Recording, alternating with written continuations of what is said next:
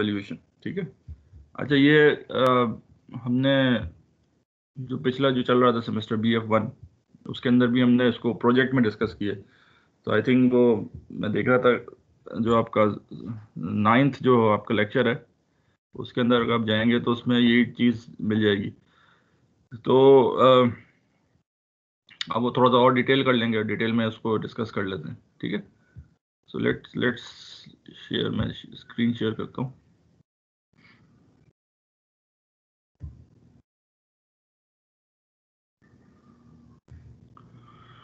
ठीक है, तो आज जो हम तो खैर हम डिस्कस करेंगे स्टॉक्स, शेयर्स क्या होते हैं, और ये भी आपको मालूम है शेयर्स क्या होते हैं, कहाँ ट्रेड होते हैं, लेकिन हम जो जो उसकी वो चीज़ें प्रॉपर्टीज़ डिस्कस करेंगे जो कि वैल्यूएशन से मुताल्लिक हो ना, हम हर चीज़ डिस्कस नहीं करेंगे। तो फीचर्स बहुत ब्रीफली करेंगे which is basically link to the valuation, और वैल्यू कैसे निकलती है, एफिशिएंट मार्केट, प्रेफर्ड स्टॉक्स। तो स्टॉक्स क्या होते हैं? It represents the ownership. ठीक है, ऑर्गेनाइजेशन एम्प्लॉयज कंट्रोल।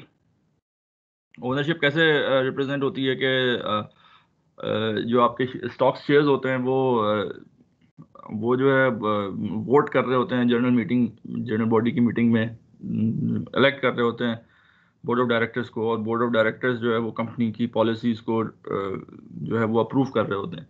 तो इन दिस वे जो है इसकी रिप्रेजेंटेड जो है आपकी ओनरशिप होती है। तो जितने ज़्यादा आपके पास शेयर्स होते हैं उतनी ही आपकी से होती है, उतनी ही आपके वोट्स होते हैं। ठीक है, तो वो आप इलेक्ट कर रहे होते हैं बोर्ड ऑफ डायरेक्टर्स को। तो इस तरह से आपकी ओनरशिप मिल रही है, कंट्रोल हो रहा होता है। ठीक है, और बिकॉज आप ओनरशिप में होते हैं तो आप मैनेजमेंट का पार्ट भी होते हैं। मैनेजमेंट मीन्स के आपका जो गोल होता है, या जो मैनेजमेंट का जो गोल होता है वो basically maximising the stock price होता है। तो जो शेयर होल्डर्स होते हैं उनका जब सबसे यानी जो जो जो क्रूशल काम होता है वो ये ओवरसी करना है कि मैनेजमेंट क्या ये गोल को अचीव कर रही है या नहीं कर रही, क्या मैनेजमेंट वर्क कर रही है towards the maximisation of stock price. और इसके अंदर सबसे बड़ा जो रुकावट आती है वो कॉन्फ्लिक्ट ऑफ इंटरेस्ट आ जाते हैं, जब मैनेजमेंट का इंटरेस्ट और ओनर्स का इंटरेस्ट कॉन्फ्लिक्ट कर रहा होता है। समटाइम्स ख़ास तौर पे जब आपके ग्रुप डायनामिक्स आते हैं, ग्रुप्स कंपनीज होती हैं, तो उसके अंदर मैनेजमेंट का इंटरेस्ट जो ग्रुप को सर्व कर रहा होता है। ये एक ग्रुप और दो ग्रुप्स ऑफ शेयर होल्डर्स के अंदर भी डाइवर्जेंस ऑफ इंटरेस्ट होते हैं। तो बहरहाल हर शेयर होल्डर के जो जो प्राइम रिस्पॉन्सिबिलिटी आप ये कह लें, वो ये होनी चाहिए कि टू फोर सी, बिकॉज उसका एक राइट होता है, यानी उसका एक एक एक पावर है, तो उसको ओवरसी करे मैक्सिमाइजिंग द स्टॉक प्राइस। अच्छा, तो फिर अब सवाल ये है कि दे आर दो दो ग्रुप्स ऑफ स्टॉक होल्डर्स को अगर ब्रॉडली क्लासिफाई कर लें। एक ग्रुप ये होता है कि जिसके पास वो पावर एक्सरसाइज होती है, उसके पास इतनी पावर होती है कि वो इसको देखे कि वो मैक्सिमाइज हो रही है, और एक ग्रुप ये होता है कि जिसके पास इतनी शेयर होल्डिंग कैपेसिटी नहीं होती। तो थियोरेटिकली वो ओनर होते हैं, लेकिन प्रैक्टिकली उनकी जो से होती है वो मैनेजमेंट के या कंपनीज के अंदर नहीं होती। तो एक तो वो ओनर्स हो गए जो वाकई में ओनर्स हैं। ओनर्स का मतलब ये होता है कि ना सिर्फ आप ओन करते हैं बल्कि उसको अपने तरीके से चला भी सकते हैं, उसको मैनेज भी कर सकते हैं। एक वो ओनर है जो सिर्फ ओन करता है लेकिन उसका मैनेजमेंट में कोई सही नहीं है। तो वो दो ग्रुप्स निकल आते हैं। तो हर ग्रुप का जो प्राइम एम होता है वो ये होता है कि to maximise the share price. और समटाइम जब ये कॉन्फ्लिक्ट आता है ग्रुप्स के अंदर, तो किसी एक का इंटरेस्ट मारा जा रहा होता है। तो लेकिन ये कि अब यहाँ पे जो है मुख्तलिफ कॉर्पोरेट गवर्नेंस के रूल्स भी ऐसे आ गए हैं कि जो जो माइनॉरिटीज शेयर होल्डर्स के इंटरेस्ट को प्रोटेक्ट किया जाए। ठीक है, तो अभी हमने डिस्कस किया था कि should the management be equally concern about employees, customers and the public, or just stockholders, and if the enterprise economy management should work for stockholders subject to constraint environmental, fair hiring, etc. and competition। तो ये ethical सवाल है, बहुत पुराना सवाल है कि क्या जो मैनेजमेंट है उसको सब लोगों का ख्याल रखना चाहिए।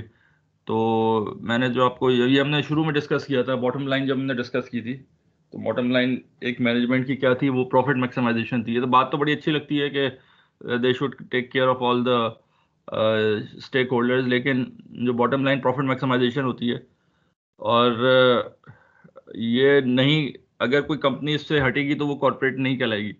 लेकिन आप इसके बावजूद देखते हैं कि वो केयर कर रहे होते हैं, मुख्तलिफ CSR कर रहे होते हैं, और काफ़ी खर्चा कर रहे होते हैं आजकल ये सप्लाई चेन में, सप्लाई ये सारे आपकी सोसाइटीज़ पे। तो इसकी क्या वजह है? इसकी वजह ये है कि उनका सिस्टम्स और रूल्स और रेगुलेशंस ऐसे बन गए हैं, और कि आपका जो प्राइवेट इंटरेस्ट है वो टाई हो गया सोसाइटी के इंटरेस्ट के साथ। तो वो equally are not concerned, they are concerned indirectly because their private gains are tied to these factors. They are not concern के उनको ये सर्व करना है। तो अगर इनके गेन्स नहीं होंगे तो वो सर्व नहीं करेंगे। इसी तरह से आप ये देखें कि मुख्तलिफ डाइवर्स इकोनॉमीज़ हैं। हर इकोनॉमी के अंदर जो है आपकी जो जो मल्टीनेशनल कंपनी है उसकी पॉलिसी अलग होती है। मैं तो खैर, हम तो इसमें रिसर्च भी कर रहे हैं, और we are trying to find out कि why they have different ethical standard in different countries.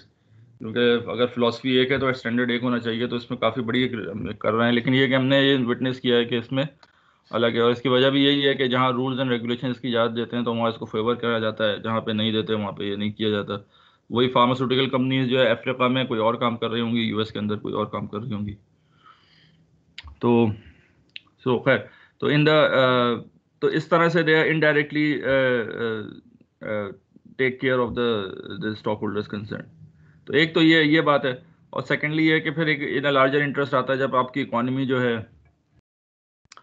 में स्टॉक इक्विटी मार्केट डेवलप हो जाती है। तो क्या होता है कि आम बंदा जो है ना वो इक्विटी में उसका एक्सपोजर होता है। तो सम हाउ डायरेक्ट या इनडायरेक्ट फॉर्म में इक्विटी मार्केट का एक्सपोजर होता है। तो अगर अगर मार्केट इकोनॉमी इतनी डेवलप हो जाए और लोगों का इक्विटी मार्केट में अच्छा खासा एक्सपोजर हो जाए, तो indirectly all the society members benefit, जब वो, क्योंकि वो दे आर डायरेक्टली और indirectly part of share holders.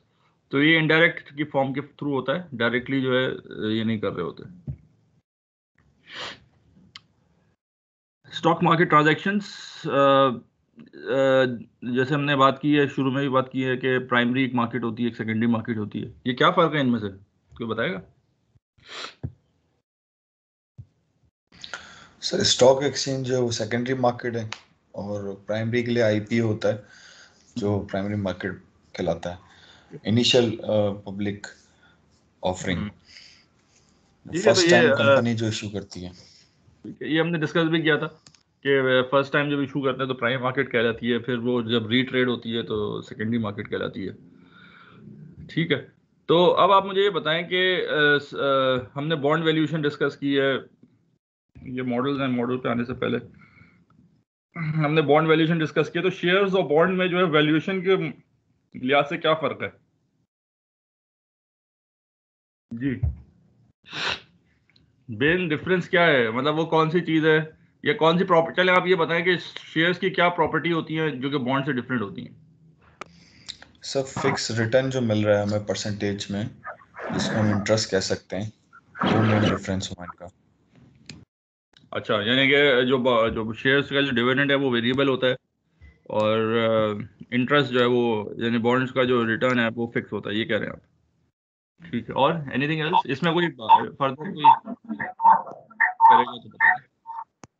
Ji, anything else? Okay. Sir risk, अच्छा, नंबर 1 हो गया। नंबर 2 क्या है? रिस्क। रिस्क का मतलब क्या, मतलब उसको समझें। सर बॉन्ड में रिस्क जो है वो इतना नहीं है जितना उसमें है शेयर्स में है। क्यों नहीं है? सर बॉन्ड सेफ साइड है ना, शेयर्स जो हैं वो फ्लक्चुएट करेंगे, वेरी करेंगे मार्केट की वजह से। बॉन्ड जो है वो इंटरेस्ट रेट की बेस के ऊपर जो है वो फिक्स फिक्स रहेगा, वेरी इतना फ्लक्चुएट नहीं करेगा, इंटरेस्ट अगर रेट्स अगर स्टेबल रहेंगे तो। यानी आप ये कह लें कि क्योंकि वो फिक्स रिटर्न होता है उसका, तो उसमें जो फ्लक्चुएशन होती है वो प्राइस की कम है। फॉर्म में जो होती है वो इंटरेस्ट रेट बेस्ड होती है। और तो जी यानी कि बिल्कुल। आप बॉन्ड के अंदर सिर्फ एक वेरिएबल है जिसके अंदर वेरिएशन आ सकती है इंटरेस्ट के बाद, जबकि स्टॉक के अंदर जो है कोई ऐसा फिक्स फैक्टर नहीं होता है जिसकी वजह से आपकी जो वेरिएशन है वो अनलिमिटेड फैक्टर की वजह से आ सकती है। तो इस लिहाज से आप कह सकते हैं कि bonds are less riskier than the stocks. यही बात है ना।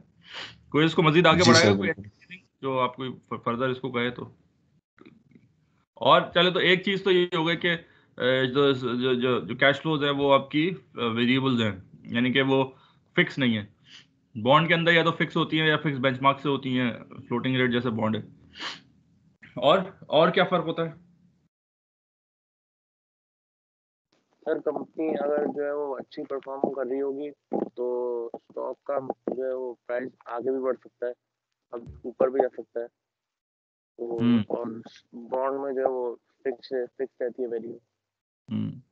यानी वो रिस्क की जो बात आई थी कि ऊपर भी जा सकता है नीचे भी जा सकता है, तो इसमें रिस्क, अच्छा देखें ना, स्टॉक्स जो है they are more riskier than bond, लेकिन स्टॉक में लोग इन्वेस्ट करते हैं। इसकी वजह ये होती है कि जब जहाँ रिस्क होता है वहाँ पे जो है चांसेस ऑफ अपसाइड भी ज़्यादा होते हैं, चांसेस ऑफ लो साइड भी ज़्यादा होते हैं। ठीक है, तो इस वजह से जो है ना, जो अपसाइड वाले लोग जो होंगे वो लोग अपसाइड के चांस में इन्वेस्ट कर रहे होंगे। तो रिस्की चीज़ों में भी इन्वेस्ट किया जाता है और कभी कभी ज़्यादा इन्वेस्ट किया जाता है। जैसे एक छोटी सी मैं एग्जांपल बता दूं, टेक्निकल है कि डेरिवेटिव के अंदर जो ज़्यादा वॉलेटाइल स्टॉक होते हैं उसमें डेरिवेटिव की प्राइसेस ज़्यादा होती हैं। उसकी वजह क्या होती है कि वॉलेटिलिटी मींस रिस्क। तो और क्योंकि डेरिवेटिव के अंदर आप हेज कर लेते हैं एक साइड का रिस्क, तो फिर वो प्रॉफिटेबल ज़्यादा हो जाता है। तो इस वजह से ज़रूरी नहीं है कि रिस्क बड़ी बुरी चीज़ है, रिस्क जो है वो फ़ायदा भी देती है। तो ये है। और anything else?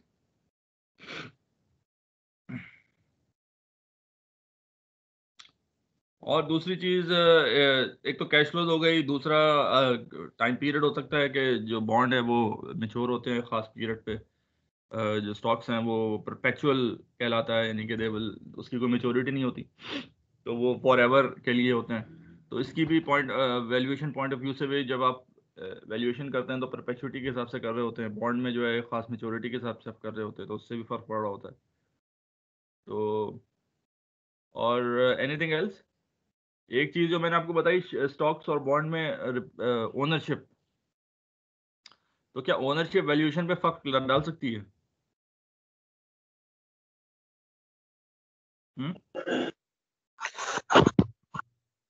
The kind of ownership, दो तरह की ओनरशिप ने डिस्कस की ना, एक माइनॉरिटी स्टेक होल्डर्स और एक होती है मेजॉरिटी स्टेक होल्डर्स।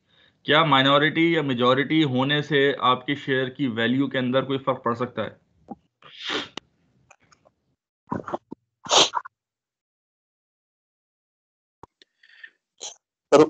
सर आपका सवाल ये है कि हमारी वैल्यूएशन की मेथोडोलॉजी पे फर्क पड़ सकता है sir, is this the question? हाँ, मतलब मेथड एक किसी भी, चाहे वो मेथोडोलॉजी के पॉइंट ऑफ व्यू से आए या किसी भी चीज़ के पॉइंट ऑफ व्यू से आए, क्या ये फैक्टर कि आप मेजॉरिटी हैं या माइनॉरिटी हैं, क्या इसका अफेक्ट शेयर की वैल्यू पे पड़ सकता है?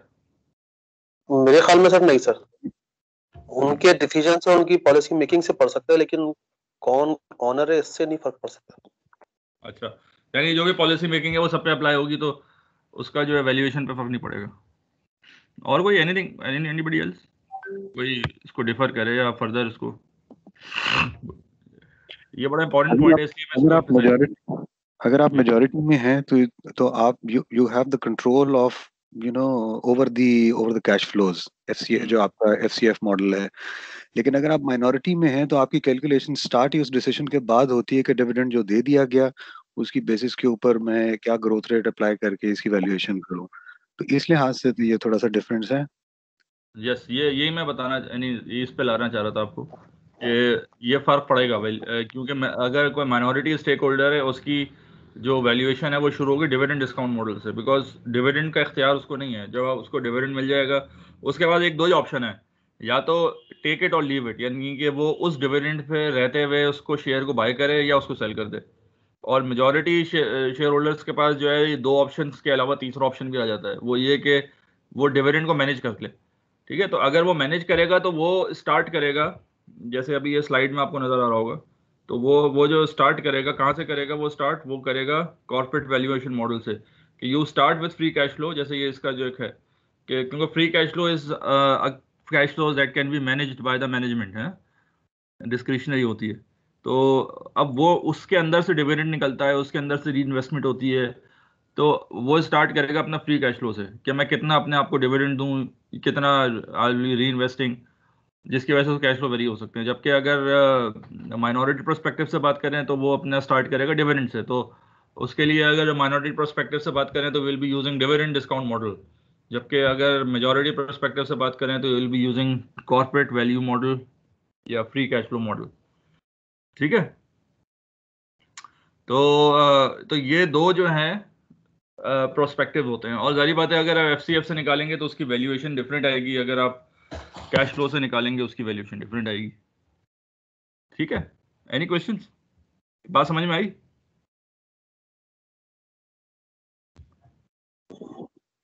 जी सर। ठीक।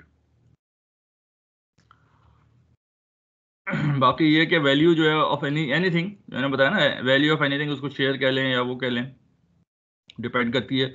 ये वैल्यूएशन जो है ना वो कॉर्पोरेट वैल्यू मॉडल के हिसाब से, तो आपके जो कैश फ्लोज हैं that is free cash flows, और डिस्काउंट रेट वुड बी वैक।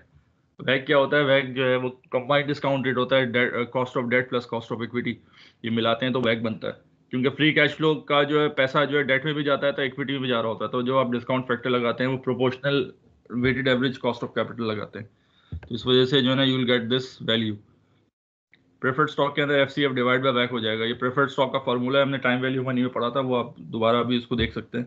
तो एफसीएफ अगर आप कोई भी चीज़ आपकी कैश फ्लो है उसको डिवाइड करते हैं कॉस्ट ऑफ कैपिटल से, तो वो परपेचुइटी के हिसाब से वैल्यू आ जाती है। तो कॉस्ट ऑफ कैपिटल इज वैक and FCF is the cash flow. ठीक है,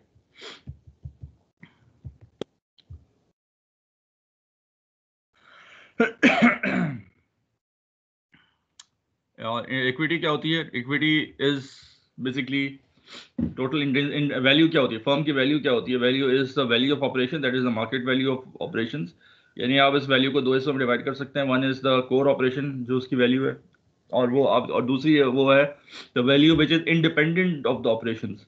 तो ये these are the short term investments, या वो ऐसी इन्वेस्टमेंट जो कि आपके ऑपरेशंस के अलावा हुई हुई है। जैसे आपने कोई इवन लैंड खरीदा हुआ है, प्रॉपर्टी खरीदी हुई है, या आपने बॉन्ड्स में इन्वेस्ट किया है, स्टॉक में इन्वेस्ट किया है, किसी और की कंपनी में इन्वेस्ट किया है, तो वो जो है शॉर्ट टर्म इन्वेस्टमेंट कहा जाता है, विच is independent of your operations. और एक ये वैल्यू जो कोर वैल्यू जो फर्म ड्राइव करती है वो ऑपरेशन से ड्राइव करती है। ठीक है, और इसके अलावा कोई कुछ फर्म्स की ये वैल्यू भी बहुत इंपॉर्टेंट होती है। इक्विटी की वैल्यू क्या होती है? Total value which is this, the total value. उसके अंदर से आप डेट और प्रेफर्ड स्टॉक माइनस कर लें तो इक्विटी आती है। अब डेट तो माइनस करना समझ में आता है, बाज लोग प्रेफर्ड स्टॉक को भी, क्योंकि ये इसलिए कहते हैं कि preferred stock is not part of, it's not considered to be part of equity. Theoretically technically वो इक्विटी का पार्ट है, लेकिन वैल्यूएशन के हिसाब से वो इक्विटी नहीं है, क्योंकि प्रेफर्ड स्टॉक जो है वो ओनर होता तो है, लेकिन वो एक तरह से माइनॉरिटी से भी कम हिस्सा होता है, क्योंकि माइनॉरिटी के अंदर भी जो है कैश फ्लो क्या जो ज़्यादा या कम होने का इफेक्ट पड़ता है। प्रेफर्ड स्टॉक में you have a fix cash flow and you can not have any say in the company's affair. तो मोर और लेस कैश फ्लो या वैल्यूएशन के हिसाब से preferred stock can be classified as a very long term debt. तो इस वजह से हम जो है ना इसको माइनस कर लेते हैं to get the value of the equity. ठीक है, क्लियर? कोई पॉइंट समझ में नहीं आ रहा तो प्लीज पूछ लें, आगे चलें। And this is the dividend discount model. जो डिस्काउंट डिविडेंड्स आ रहे हैं और उसके अंदर आप डिवाइड करते हैं cost of capital and you sum it all infinity तक आ रहे हैं, बिकॉज इट्स अ परपेचुइटी, और जो सम करेंगे तो वो, हमने फिर ये बात की थी कि इन्फिनिटी को किस तरह से कॉर्पोरेट करें। अब जो प्रेफर्ड स्टॉक था उसके अंदर जो परपेचुइटी का जो फॉर्मूला था वो क्या था? वो ये था कि जो आपके कैश फ्लोज है उसको डिवाइड करते हैं कॉस्ट ऑफ कैपिटल से। अच्छा, जबकि कांस्टेंट ग्रोथ स्टॉक का फॉर्मूला है, यानी कांस्टेंट, ये बेसिकली यहाँ चले मैं इसको थोड़ा सा एक्सप्लेन कर दूं कि हम लोग यहाँ यानी we are starting the dividend discount model के हम जो है वैल्यूएशन की तरफ आ रहे हैं, तो स्टॉक की वैल्यूएशन कर रहे हैं। अच्छा, दो वैल्यूएशन मॉडल मैंने डिस्कस किए, corporate value and dividend discount model, दोनों एक जैसे हैं, लेकिन जो इसके वेरिएबल्स का फर्क है, जैसे यहाँ पे you have dividend 1 and dividend 2, वहाँ पे FCF1 और FCF2 होता है, और डिस्काउंट फैक्टर यहाँ कॉस्ट ऑफ इक्विटी है, वहाँ पे डिस्काउंट फैक्टर वैक होता है, बाकी कोई चीज़ फर्क नहीं है। तो कोई एक चीज़ आप डिस्कस करेंगे, दूसरी आपको खुद ब खुद यह पता चल जाएगी। तो अब अगर वैल्यूएशन के पॉइंट से बात की जाए तो कोई भी चीज़ की अगर वैल्यू निकालेंगे तो उसके लिए आपको पास D1 से लेकर D इंफिनिटी तक की जितनी भी कैश फ्लोज हैं उसका मालूम होना ज़रूरी है, और कॉस्ट ऑफ इक्विटी का मालूम होना ज़रूरी है। अगर ये दो चीज़ें मालूम हैं तो फिर आप बल्कि दो दो दो मैट्रिक्स मालूम है, दो दो स्ट्रीम मालूम है, तो आप मालूम अगर कॉस्ट ऑफ इक्विटी तो मोरलेस आपको मालूम होती है, वो कांस्टेंट ही होती है। मसला ये होता है कि D1 से लेकर D इंफिनिटी तक के डिविडेंड्स जो हैं वो कैसे मालूम हो। तो because it's impossible to find out कि आप कल क्या डिविडेंड देंगे या कल क्या हो सकता है एक्सपेक्टेड टिल इन्फिनिटी, और वेरिएशन ज़्यादा हो जाती है तो उसकी प्राइस जो है वो भी निकालना बड़ा मुश्किल है।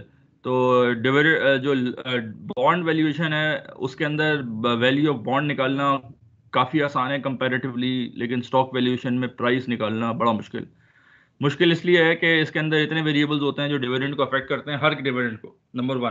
तो पहला मुश्किल ये है कि बॉन्ड के अंदर तो एक ही वेरिएबल है, आप इंटरेस्ट रेट को कर सकते हैं या क्रेडिट रिस्क को कर सकते हैं। स्टॉक के अंदर जो है मल्टीपल वेरिएबल्स हैं जो प्रेडिक्ट करेंगे डिविडेंड। तो अगर आप मॉडल बनाए मल्टीपल वेरिएबल्स का तो सिर्फ डिविडेंड प्रेडिक्ट करने के लिए आपको कई वेरिएबल डालने पड़ेंगे एक मॉडल में, तब आपका डिविडेंड आएगा, नंबर वन।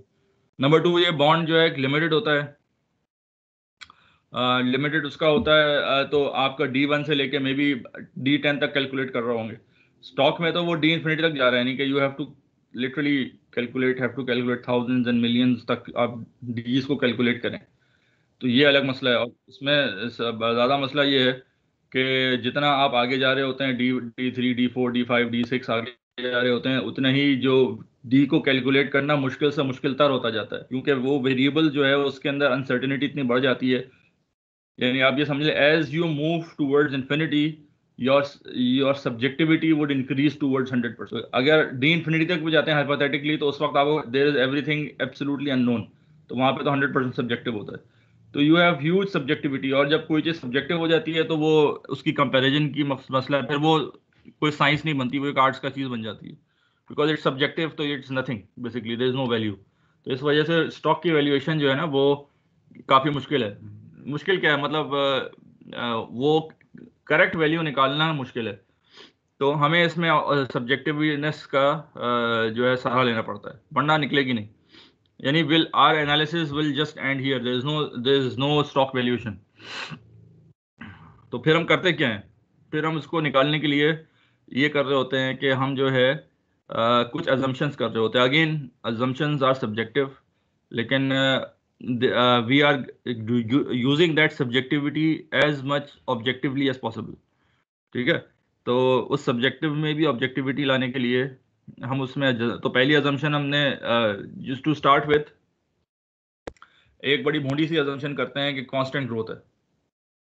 अच्छा, भोंडी सी इसलिए है कि कोई कंपनी कांस्टेंट ग्रोथ पे होती नहीं है, तो ये अजम्पशन इनवैलिड है। तो लेकिन करने की ज़रूरत क्यों पेश आई कि हमारे पास कोई चारा नहीं है। इस अजम्पशन करने से क्या होगा, इस अजम्पशन से फ़ायदा ये होगा कि you can able to model a price, you can arrive at a price, आपको एक मॉडल बना सकते हैं। तो इस वजह से हम ये अजम्पशन की जाती है। तो ये जो पहली अजम्पशन है कांस्टेंट ग्रोथ स्टॉक की, तो इसके अंदर अजम्पशन ये है the stock whose dividends are expected to grow forever at the rate of G. ये कांस्टेंट रेट है, उस रेट से आपके डिविडेंड फॉर एवर के लिए ग्रो हो रहा है। तो D1 जो है वो कैसे निकालेंगे, D1 को आपने ग्रो कर दिया एक पीरियड के लिए, तो D2 कैसे निकालेंगे, D0 को जो है आपने 2 पीरियड ग्रो कर दिया, एंड DT को कैसे निकालेंगे, जो आपका लास्ट डिविडेंड है उसको आपने T पीरियड ग्रो कर दिया। तो अगर हम ये अजम्पशन करते हैं तो आपको D1 से लेके D इंफिनिटी तक के सारे डिविडेंड्स की वैल्यू मालूम हो जाएगी, और बिकॉज KS की वैल्यू मालूम है तो आप जो है वो जो है आप फॉर्मूले लगा के प्राइस निकाल सकते हैं। अब सवाल ये है कि ये अजम्पशन कितनी वैलिड है कितनी नहीं। तो क्योंकि हमने बात की कि ऑब्जेक्टिवली किसी चीज़ को निकालने के लिए हमने एक अजम्पशन की है, ये अजम्पशन जो है ये बिल्कुल वैलिड नहीं है, ऐसी होता नहीं है कंपनी कांस्टेंट ग्रो करें। लेकिन आप इसको ये समझें कि कंपनी की एक थ्योरी है, लाइफ साइकिल थ्योरी, वो ये कहती है कि कंपनी जो ग्रोथ है वो लाइफ साइकिल के हिसाब से होती है। तो you have a short 4-5 years or maybe 10 years depend upon the industry, maybe 1 year depend upon the industry, span of a high growth period, बल्कि आप ये कह लें लाइफ साइकिल के शुरू के 2-3 साल आपको अपनी जेब से पैसा लगाना पड़ता है। तो कंपनी स्टार्ट हो रही होती है, ह्यूज इंटरनल इन्वेस्टमेंट्स हो रही होती है, आप पैसा बोरो कर रहे होते हैं, आप लगा रहे होते हैं, ओनर्स का पैसा डाल रहे होते हैं। तो you have a nation state जहाँ पे एक होता भी है कि अंदर बोरो भी नहीं होता, यानी nobody will give you money. तो वहाँ पे आप जो है ना वो एंजल कैपिटल या उसको आप कह लें कि जो ओनर्स का कैपिटल है वो डाल रहे होते हैं, या कोई आप इन्वेस्टर आपको मिल जाए, कोई स्टार्टअप में इन्वेस्ट करने वाला हो, तो वो डाल रहे होते हैं, उसमें आप मेहनत कर रहे होते हैं, आगे जा रहे होते हैं, कंपनी थोड़ी सी आगे जाती है। तो उस वक्त इस पीरियड में क्या होता है, कैश कैश की यूजेज बहुत ज़्यादा होती है और आपके पास कैश मौजूद नहीं होता। फिर एक ऐसा पॉइंट आता है जब आप अपने सिस्टम्स बना लेते हैं, अपने हायरिंग वगैरह कर लेते हैं, तो उसमें मजीद कैश की यूजेज आ जाती है। फिर आप जो है मजीद कैश कैसे लेते हैं, फिर आप एक्सटर्नल फाइनेंसिंग कर रहे होते हैं थ्रू गोइंग टूवर्ड्स बैंक्स और या कोई और इस तरह से। तो कहने का मकसद ये है कि शुरू के 8-10 साल जो है मे बी कंपनी जो है इस पोजीशन में हो कि you would not be able to pay any dividends. तो डिविडेंड्स आते हैं बाद में, और ये लाइफ साइकिल भी है, किसी भी आप दरख्त को भी लगाएंगे तो वो फल जो है वो अपने मेच्योरिटी पे देगा बेसिकली, तो उससे पहले तो फल भी नहीं देता। तो इसी तरह जो है शेयर्स के अंदर भी यही है कि डिविडेंड्स आपकी फौरन नहीं आना शुरू होते। तो you have a period where you are growing, you have a negative FCF, and then उसके बाद एक पीरियड आता है जब आपकी ग्रोथ पॉजिटिव हो जाती है, उसको हम ग्रोथ पीरियड कहते हैं, जब आपका ह्यूज अमाउंट ऑफ एफसीएफ आ रहा होता है लेकिन डिविडेंड फ्लो नहीं हो रहे होते, बिकॉज उस पीरियड के अंदर क्या होता है कि यू आर री investing your cash flows in the business. So what happens कि वहाँ पे डिविडेंड्स नहीं मिल रहे होते हैं, लेकिन उस पॉइंट पे क्या हो रहा होता है, आपकी शेयर प्राइस बड़ी तेजी से ग्रो कर रही होती है, क्योंकि नया बिजनेस है, वो ग्रो कर रहा है, तो नेक्स्ट टाइम डिविडेंड्स की पॉसिबिलिटी ज़्यादा हो जाती है, तो शेयर प्राइस ग्रो करती है। तो you have a huge growth period, ये भी कुछ अर्से तक चलता है। देन ये उस वक्त तक चलता है जब आपकी इकोनॉमी मेच्योर ना हो जाए। जब आपकी इकोनॉमी सॉरी आपके जो बिजनेस है, जब अगर बिजनेस मेच्योर हो जाता है तो वो कैश काउ बन जाता है। कैश काउ का मतलब ये है कि you don't have more avenues to invest in, आपके पास पैसा आने लगता है, वो पैसा आप डिस्ट्रीब्यूट कर रहे होते हैं इन्वेस्टर्स को, डिविडेंड ज़्यादा हो जाता है, कैश फ्लो ज़्यादा हो जाती है, रिटर्न ज़्यादा हो जाता है, and then you have a huge, सबसे बड़ा पीरियड होता है जिसमें आप कॉन्स्टेंटली ग्रो करते हैं। And then you have a decline. Decline उस वक्त होता है जब नई टेक्नोलॉजी आ जाती है, आपने अपने आप को अपडेट नहीं किया होता, तो वहाँ पे आप फेज आउट कर रहे होते हैं अपने आप को। ये फेजिंग आउट की भी स्ट्रेटेजीज होती हैं कि how two phase out properly. अगर आपने वो प्रॉपरली फेज आउट नहीं किया तो आपका जो इंटरेस्ट कॉम्प्रोमाइज होता है, वही मैक्सिमाइजेशन स्टॉक होल्डर प्राइस। तो ये जैसे इंसान का होता है, इंसान के अंदर भी होता है कि by the time it ridges 20, तो आप समझ लें 25-30 के बाद से लेके 60-70 तक का एक बहुत बड़ा पीरियड आता है मेच्योरिटी का, और उसके बाद डिक्लाइन होता है। तो इसी तरह कंपनीज के अंदर भी सबसे बड़ा पीरियड ये मेच्योरिटी का होता है, जहाँ पे now you are not growing, ठीक है, you reach your intellectual capacity, और उसके बाद आप ग्रो नहीं करते, और फिर वो बहुत लंबा अरसे तक आप इस तरह चल रहे होते हैं, एंड देन यू उसमें डिक्लाइन आता है। तो ये कंपनीज के साथ भी है। तो अगर हम इस लाइफ साइकिल अप्रोच को लेके चलें, और more or less every company follows that kind of cycle, सिर्फ ये फर्क है कि किसी का वो स्टेजेस जल्दी आ जाते हैं, किसी की देर में आते हैं। तो हम मॉडल कर सकते हैं, अगर हम इस फिलॉसफी को चल कर करें तो हम ये कर सकते हैं कि हम अगर स्टेजेस बता दें, and then you sometimes try to attach the time period to it, कि भाई ये पहला स्टेज इतने टाइम का है, दूसरा स्टेज इतने टाइम का है। तो अगर टाइम पीरियड के साथ अगर आप स्टेजेस को लगा दें तो आप मुख्तलिफ स्टेजेस के अंदर मॉडल कर सकते हैं, and then you can make, तो उस स्टेज के अंदर अजम्पशन करना थोड़ा सा आसान हो जाएगा एज कम्पेयर टू एक ब्लेटेंट अजम्पशन करें सबके लिए। फॉर इंस्टेंस आप जीरो ग्रोथ की अजम्पशन करें 4-5 साल के लिए, then you have a high growth assumption for next 2 or 3 years, then you have a low growth high dividend assumption type of thing. तो वो अजम्पशन करके अगर चलेंगे और विद इन दैट फ्रेमवर्क आप अपने आप को चीज़ें कांस्टेंट कर देंगे, तो आप अपने आप यानी तो आप you can have a kind of you can arrive with a price. ठीक है, बड़ा मुश्किल होगा, सब्जेक्टिव, अगेन ये सब्जेक्टिव तो है, लेकिन आप प्राइस तक पहुंच सकते हैं। ठीक है, तो ये इस तरह से जो है ग्रोथ। तो ये तो कहने का मकसद ये है कि समझ लें, अगर ये समझ लेंगे कि how to arrive at price, तो उसके अंदर हम इस अजम्पशंस को लेते हुए रिलैक्स कर सकते हैं। तो पहली अजम्पशन ये कांस्टेंट ग्रोथ फॉर एवर, तो वो अजम्पशन को हम आगे जाके रिलैक्स कर सकते हैं जब हम 2 स्टेज 3 स्टेज 4 स्टेज के अंदर ग्रोथ को कर सकते हैं। तो हम ये कांस्टेंट ग्रोथ में हम ये अज्यूम कर रहे हैं कि form is in maturity stage. तो मेच्योरिटी स्टेज जो है बहुत लंबा होता है, और इक्विटी की ज़बान के अंदर अगर कोई चीज़ जो है 30-40 साल से ऊपर होती है तो उसको हम फॉर एवर ही कंसीडर करते हैं। ये एक तरह से एक वो है, अनरिटन रूल है कि अगर 30 years प्लस की कोई भी इन्वेस्टमेंट होती है तो हम एज गुड एज परपेचुटी ही कंसीडर करते हैं।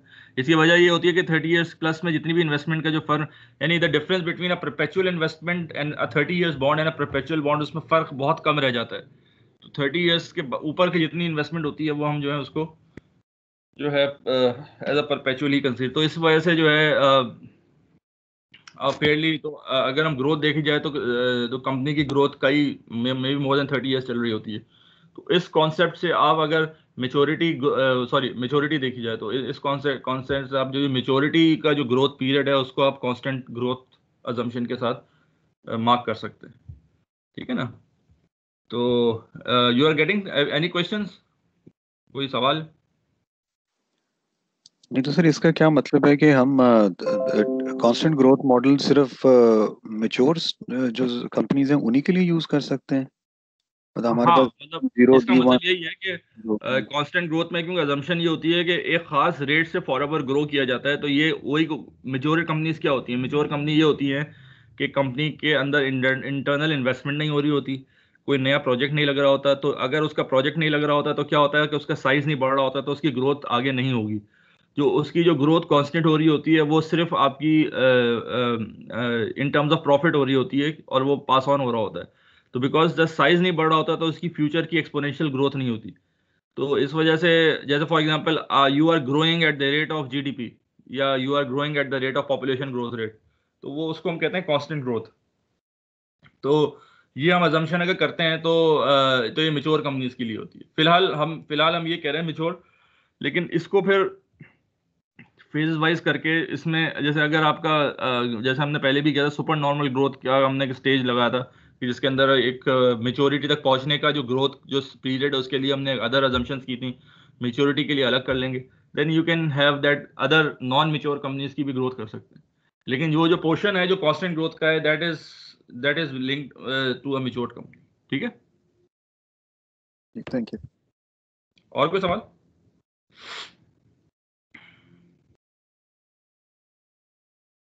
अच्छा, तो तो ये है कि अच्छा इसमें किस तरह, अच्छा वैल्यू कैसे करेंगे अगर हमारी ये अजम्पशन है। फिलहाल हम ये कहते हैं कि company is growing at the constant rate. तो अगर ये अजम्पशन है तो उसके लिए हाउ डू वैल्यू, इसके अंदर वो परपेचुटी का फॉर्मूला यूज करेंगे। परपेचुटी का फॉर्मूला क्या होता है? परपेचुटी का फॉर्मूला होता है आपका cash flows divide by cost of capital, ठीक है।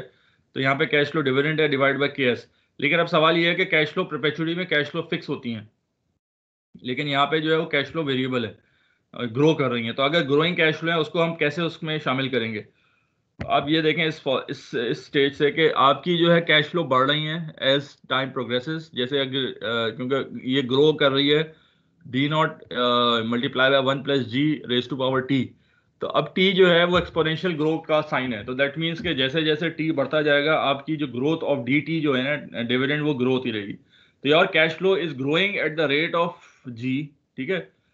अच्छा, जो भी ग्रोथ हो रही है वो at the same time is declining eight the rate of के, ठीक है ना। आप ये देखें दो जो परपेचुटी का जो था उसके अंदर क्या होता था कि वो कैश फ्लो एक के रेट से डिक्लाइन होंगी फ्यूचर की। जो एक पॉइंट आएगा जहां पे कैश फ्लो की डिक्लाइनिंग जो है इतनी कम हो जाएगी कि उसको अप्रॉक्स कर सकते हैं डी अपॉन यानी cash flow divide by cost of capital या कॉस्ट ऑफ। तो तो इसीलिए ये चीज तो सेम है, लेकिन इसके अंदर ये शामिल हो गई डी। अब मैं एक पॉइंट कहता हूं आपसे, एक कैश फ्लो है वो 5% से ग्रो कर रही है, ठीक है, फ्यूचर में। यानी D1 से D0 से जब D1 पे गया तो 5% से ग्रो कर गया, लेकिन जो है उसका टाइम वैल्यू मनी के हिसाब से 15% से कम हो रही है। तो आप क्या करेंगे कि आप एक चीज को अगर 5% से ग्रो कराएं और साथ साथ 15% से कम कराएं तो कितने परसेंट से ग्रो हुई है? तो नेट इफेक्ट क्या होगा इसका? 10% डी वैल्यू हो रहा है सर बेसिकली ब्रो। बस, तो सिंपल सी बात है। तो हमने यहाँ पे भी किया है कि एक चीज जो 5% से ग्रो हो रही थी और 15% से कम हो रही थी, तो हमने जो जिस चीज से कम हो रही है उसमें से माइनस कर दिया ग्रोथ रेट, तो ये जो है 10% आ गया बेसिकली। तो के एस माइनस जी कर, तो माइनस जी इसीलिए किया कि क्योंकि ये दोनों काम हो रहे थे तो हमने उन दोनों को मिक्स कर दिया। यानी कि आप ये कहें कि एक चीज को 5% से ग्रो करा के 15% डिस्काउंट कराएं या उसको 10% से ग्रो करा दें, बात एक ही है, यही है ना। तो बेसिकली इसलिए जो है ना, हमने अगर जी से माइनस कर दे तो you will get the price of the shares. Got it? समझ आया?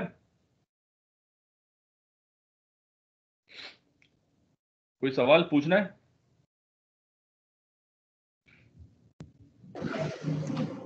सर अगर आप एक दफा इसको रिपीट कर दें, आई एम सॉरी। हाँ नहीं, मैं ये कह रहा हूँ कि ये ग्रोथ और ये जो के एस माइनस जी की सर लॉजिक एक दफा दोबारा प्लीज बता दीजिएगा।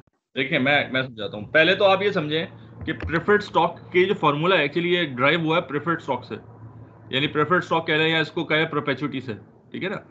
तो परपेचुटी का फॉर्मूला क्या था, मैं आपको इस ऊपर ले जाता हूँ। परपेचुटी का फॉर्मूला ये था कि your cash flows divided by a discount rate, ठीक है। अच्छा, इसकी वजह क्या होती है इस फॉर्मूले पहुंचने की? क्योंकि कोई बंदा ये कहे कि परपेचुटी का तो मतलब ये है कि आप जीरो से लेकर इन्फिनिटी तक आपकी कैश फ्लोज आ रही हैं। तो अगर आप डिवाइड कर, तो आप आज की कैश फ्लो को डिवाइड करें डिस्काउंट रेट से, तो ये वो वैल्यू मिलेगी कि एज इफ कि आपने जीरो से इन्फिनिटी तक की कैश फ्लो डिजाइन की और उसको एक खास रेट से डिस्काउंट करके प्रेजेंट वैल्यू ले लिया उसकी। तो आप ये कह सकते हैं कि इसकी वैल्यू इस तरह से आएगी। तो इसकी मैथमेटिकल डेरिवेशन है बहुत लंबी चौड़ी, वो किसी मैथ्स के टॉपिक में अगर आपको पढ़ना है तो नेट पे देख लीजिएगा। वो ड्राइव करके ये वैल्यू आती है। और इसकी एक लॉजिक क्या है? वो लॉजिक ये है कि जैसे जैसे टाइम प्रोग्रेस होता है तो value of cash flow approach to zero. As time approaches to infinity, the present value of the cash flow approaches to zero. क्यों? क्योंकि जो है कैश फ्लो तो वही है सेम, लेकिन वैक जो है, जो डिनोमिनेटर है वो बढ़ रहा है।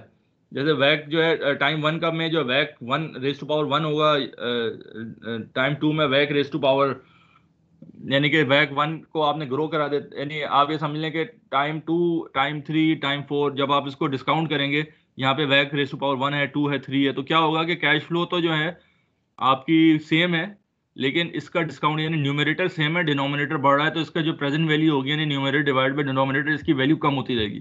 तो हम ये कहते हैं कि as cash flow approaches to, as time approaches to infinity, the present value of cash flow approaches to zero.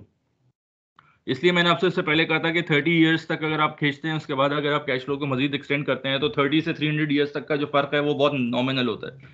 तो वो इतनी कम हो जाती है, यानी कि कैश फ्लो वन की वैल्यू बहुत ज्यादा होगी, प्रेजेंट वैल्यू FCF2 की प्रेजेंट वैल्यू उससे कम होगी, उससे कम होती है। तो जैसे जैसे आपकी टाइम आगे चलता रहेगा, FCF की वैल्यू जीरो की तरफ मूव करती है। ऐसा पॉइंट आता है कि वो FC के 0.0001 तक चली जाती है, विच बिकेम इन यानी कि फिर वो इतनी कम हो जाती है कि वो ना होने के बराबर होती है। तो थियोरेटिकली वो उसको अगर मॉडल करें तो जो टोटल वैल्यू आएगी उस पूरे उसकी वो होगी FCF डिवाइडेड बैक। इसको कहते हैं परपेचुटी का फॉर्मूला, ठीक है। इसी से आप प्रेफर्ड स्टॉक को वैल्यू कराते हैं, ठीक है। अब फर्क इसके अंदर और इसके अंदर क्या है? इसके अंदर फर्क ये है कि यहाँ पे सिर्फ एक डिस्काउंट फैक्टर था, हमने यहाँ डिस्काउंट फैक्टर को माइनस कर दिया ग्रोथ के साथ।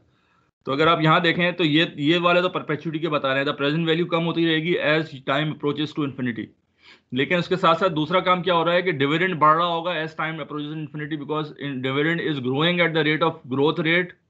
तो जैसे जैसे टाइम अप्रोच करके इन्फिनिटी तक, तो ये चीज बढ़ती रहेगी और ये चीज कम हो रही होगी। तो यहाँ पे दो दो इफेक्ट एक साथ चल रहे हैं कि you have a high dividend जो बढ़ रहा है as time approaches to infinity, और जो उसकी डिस्काउंट फैक्टर है जो जिसकी वजह से प्रेजेंट वैल्यू डिस्काउंट हो रही है। तो हम ये कहते हैं कि अगर 5% से कोई चीज़ बढ़ रही है हर साल as you approach to infinity, और 10% से कम हो रही है, 15% से कम हो रही है, तो हम ये भी कह सकते हैं कि बजाय इसके आप हर चीज़ को 5% से बढ़ा के 10-15% से डिस्काउंट करें, आप उसको बढ़ाएं 10% से। यानी कि आपने KS माइनस जी कर दिया कि KS is your 15%, G is 5%, तो एक्चुअली डिस्काउंट फैक्टर 10 लगा लिया। यानी कि मतलब ये कि अगर एक चीज़ को 10% से डिस्काउंट करें और एक चीज़ को 5% से बढ़ा के 15% डिस्काउंट करें कि दोनों की वैल्यू बराबर आएगी। तो अगर हम ये अज्यूम करते हैं तो हम उसी प्रेफर्ड स्टॉक के फॉर्मूले के अंदर ये डाल के जो है हम निकाल सकते हैं what is the price of the common stock. Clear हुई बात? Thank you sir, thank you. और कुछ सवाल? गुड। तो ये इससे जो है you can calculate the price. इसके अंदर कुछ अजम्पशंस होती हैं। अजम्पशन ये है कि जी जो है वो जो KS से कम होना चाहिए, G should be less than the KS। अगर जी ग्रेटर देन KS है सो क्या होता है, तो it will lead to a negative stock price which does not make any sense. अच्छा, दूसरा ये कि G greater than KS itself doesn't make any sense. क्यों? इसकी वजह क्या है? इसकी वजह यह है कि केएस जो है ये टोटल डिस्काउंट फैक्टर है। अच्छा, आपने ये भी आपने हमने पहले अपना सिक्योरिटी मार्केट लाइन में हमने देख लिया था कि रिक्वायर्ड रेट और एक्सपेक्टेड इज सेम। तो अगर केएस रिक्वायर्ड का है या केएस एक्सपेक्टेड का है, ये सेम है। तो दैट मीन्स जो केएस है वो आपका टोटल रिटर्न ऑन स्टॉक भी हो सकता है, जिसको एक्सपेक्टेड रिटर्न कहते हैं।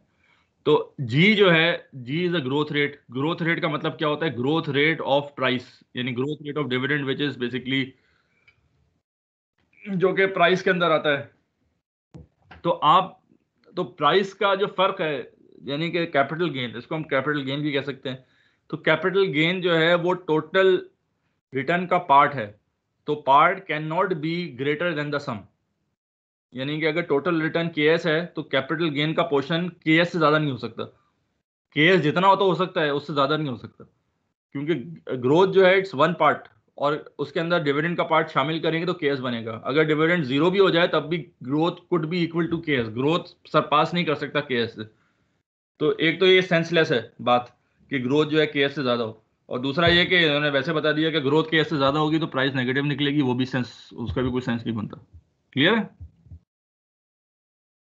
अच्छा, समटाइम्स ग्रोथ जो है वो केएस से ज्यादा भी होती है, लेकिन वो फॉर एवर के लिए नहीं होती। समटाइम्स कंपनी ग्रो कर रही होती है 30% से 40% से, तो रिक्वायर्ड रेट ऑफ रिटर्न आपका 10-15% होता है। उस सूरत में जो है क्या है, उसमें अजम्पशन ये है कि वो 30-40% के बाद एक नॉर्मल ग्रोथ रेट पे आ जाएंगे। तो ये जो ग्रोथ रेट है ये फॉर एवर है, तो you can not grow for ever more than the discount factor. इसका मतलब ये है कि जी जो है ये वो ग्रोथ रेट है कि where you are expected to grow forever. Any questions? समझ में आई बात?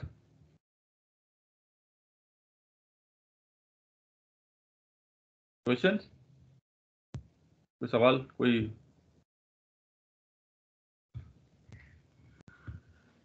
ठीक है, तो अज्यूम ये करते हैं कि you got this the concept. अच्छा, नाउ एसएमएल या सीएपीएम, आप कुछ भी उसको कह लें, SML to calculate the required rate of return, तो you can calculate this required rate of return, we already know. उसके बाद ये अब हम ये बात कर रहे हैं कि हाउ टू वैल्यू स्टॉक। तो पहले तो आपने रिक्वायर्ड रेट ऑफ रिटर्न निकाल लिया, केएस। केएस जो है वो हमारे उसके अंदर हमें हमें अगर तीन चीजें मालूम हो जाए, D1, केएस और जी, तो वो वैल्यू निकाल सकते हैं। अच्छा, एक सवाल यहाँ पे मिस हो गया। वो सवाल कोई बंदा ये कर सकता है कि जो कांस्टेंट ग्रोथ या सॉरी वो परपेचुइटी का जो सवाल है या प्रेफर्ड स्टॉक का, उसके अंदर तो D1 हो, D2 हो, D3 हो, वो तो सेम रहता है। तो D अपॉन केएस करते हैं प्रेफर्ड स्टॉक के अंदर, या cash flow upon discount rate करते हैं परपेचुइटी के फॉर्मूले के अंदर। तो वहां पे तो D1, D2, D3 का कोई जिक्र नहीं है। अब लेकिन यहाँ पे जो है, क्योंकि D1 अलग है, D2 अलग है, D3 अलग है, तो हम वो कौन सा डी लेंगे? यानी कि क्या हम D0 से शुरू करेंगे या D1 से शुरू करेंगे? ठीक है, तो ये क्वेश्चन होता है। तो यहाँ पे जो है हम जो डी लेंगे वो D1 लेंगे, D0 नहीं लेंगे। इसकी वजह क्या है? इसकी वजह यह है कि price is the present value of all the future expected cash flows. तो फ्यूचर शुरू ही होता है अगले पीरियड से, तो D1 क्योंकि ऑलरेडी मिल चुका है तो ये प्राइस में इंक्लूड नहीं होगा। I repeat, D1 is the last dividend given. अगर आज आप कोई खरीद रहे हैं, आप टाइम जीरो पे खड़े हुए हैं, तो D1 जो D0 जो था, जो डिविडेंड आपको मिला था, वो या तो जीरो से पहले मिल चुका है, तो यानी कि उस डिविडेंड का जो इफेक्ट है प्राइस में ऑलरेडी आ चुका है। और EMH इफिशिएंट मार्केट हाइपोथेसिस ये कहता है कि वो जो प्राइस है वो फ्यूचर के चीजों को अफेक्ट करेगी। तो दैट मीन्स कि अगर आज आपने खरीदा है तो उसका इफेक्ट D1 पे तुझसे तो आ सकता है, D0 से नहीं आ सकता, क्योंकि वो ऑलरेडी चीज गिवन हो चुकी है, उसके पैसे भी हजम हो गए, इन्वेस्टर के पास जेब में चले गए। ठीक है, तो अब उसका प्राइस में फर्दर इफेक्ट नहीं आ सकता। तो दैट मीन्स के price is the present value of future expected cash flows. तो फ्यूचर एक्सपेक्टेड मीन्स तो यू स्टार्ट विद D1, और उसके बाद ग्रोथ तो ऑटोमेटिकली हो रही है, क्योंकि यहाँ से हमने -G कर दिया, तो D1 से D इंफिनिटी तक की चीजें हैं वो ऑलरेडी ऑटोमेटिकली ग्रो कर रहे हैं। क्लियर है? बात समझ में आई? जी जी सर, परफेक्ट। ठीक है, ये बात समझ में आई। तो that's why we use D1। ठीक है, अच्छा आगे चलें।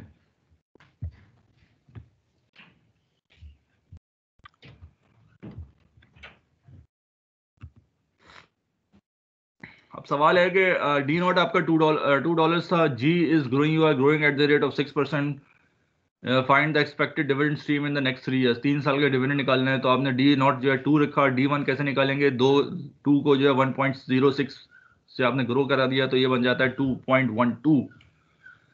सेकेंड ईयर में क्या किया? 2.24 अगेंस्ट 2.12 इंटू 1.06 कर दें, या 2 इंटू 1.06 रेज टू पावर 2 कर दें, दोनों का आंसर सेम आएगा।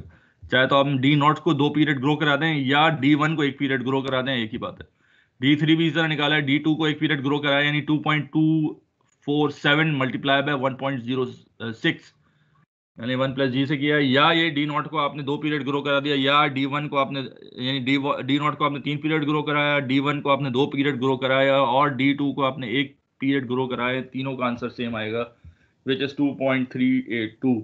इन तमाम को अगर इसकी प्रेजेंट वैल्यू निकाल लें यानी डिवाइड कर दें कॉस्ट ऑफ कैपिटल से, विच इज 13% जो हमने यहाँ कैलकुलेट किया था 13, तो यू डिस्काउंट दैट, डिस्काउंट अगर 13% डिस्काउंट करेंगे तो ये आपकी ये वैल्यूज आ जाएंगी, यू सम करेंगे तो ये 3 साल के डिविडेंड का सम आ जाएगा। Any questions? कोई सवाल? अच्छा, प्राइस कैसे निकालेंगे? D1 आपने निकाला हुआ था यहाँ पे, वही D2.12, तो D1 इज 2.12, अगर D नॉट होगा तो 1 प्लस जी से ग्रो करा देंगे, तो 2.12 divide by 0.13 which is the cost of expected return, और 0.06 इज द ग्रोथ रेट, तो उसमें से माइनस कर देंगे तो आपका आ जाएगा 30.29। Now this is the share price, इसकी प्राइस ये होनी चाहिए, ठीक है, आगे with the assumption of constant growth stock. Clear? कोई सवाल? ये आपको याद होगा, ये हम उसमें कर रहे होते थे जब प्रोजेक्ट आपने किया था, तो एक आपने अजम्पशन की थी कि 10 साल बाद जो है वो कंपनी कांस्टेंट ग्रोथ आ जाएगी, जिससे आपने वैल्यू निकाली थी, और वो वैल्यू और पिछले 10 साल के कैश फ्लोज के FCF को अपने टाइम 0 पे ले गए थे, तो एक्चुअली ये वो है कांस्टेंट ग्रोथ।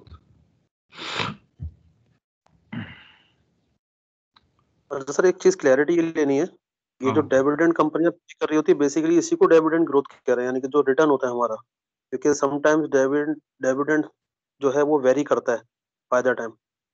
हाँ, यानी हम तो यहाँ देखें कंपनी के हाँ, पहली बात तो ये है कि ये जो है वो एक्चुअल फॉर्म नहीं है, हमने यहाँ अजम्पशन की है एक हाइपोथेटिकल। पहली बात तो ये है कि वो एक हाइपोथेटिकल कंपनी है जो कि कांस्टेंट ग्रोथ से मूव कर रही है। डिविडेंड जो है इसका एक्चुअल कंपनी नहीं है ना, मैंने इसका डिस्कस कर लिया था इसका पहले, मैंने अभी डिस्कस। दूसरा ये कि ये हाँ, अगर वो कंपनी हाइपोथेटिकल है तो उसका जो D1 यानी कि जो अगले साल जो डिविडेंड देगी वो आपका इनपुट होगा, और क्योंकि ये कंपनी कांस्टेंट ग्रोथ कर रही है तो हमें ये मालूम है कि वो जो डिविडेंड होगा वो D नॉट अगर मालूम होगा उसको ग्रो करा देंगे तो आपको D1 मिल जाएगा।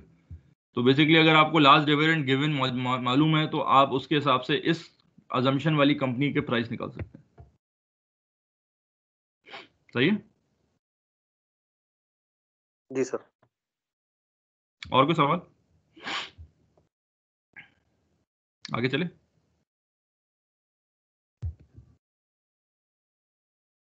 ओके, तो D1 will have been paid out already, तो P1 जो है, P1 is the present value is, तो अगर हम P1 निकालें यानी कि P नॉट के लिए D1 था, तो P1 के लिए क्या होना चाहिए? D2 होना चाहिए, हमेशा एक पीरियड ज्यादा होना चाहिए।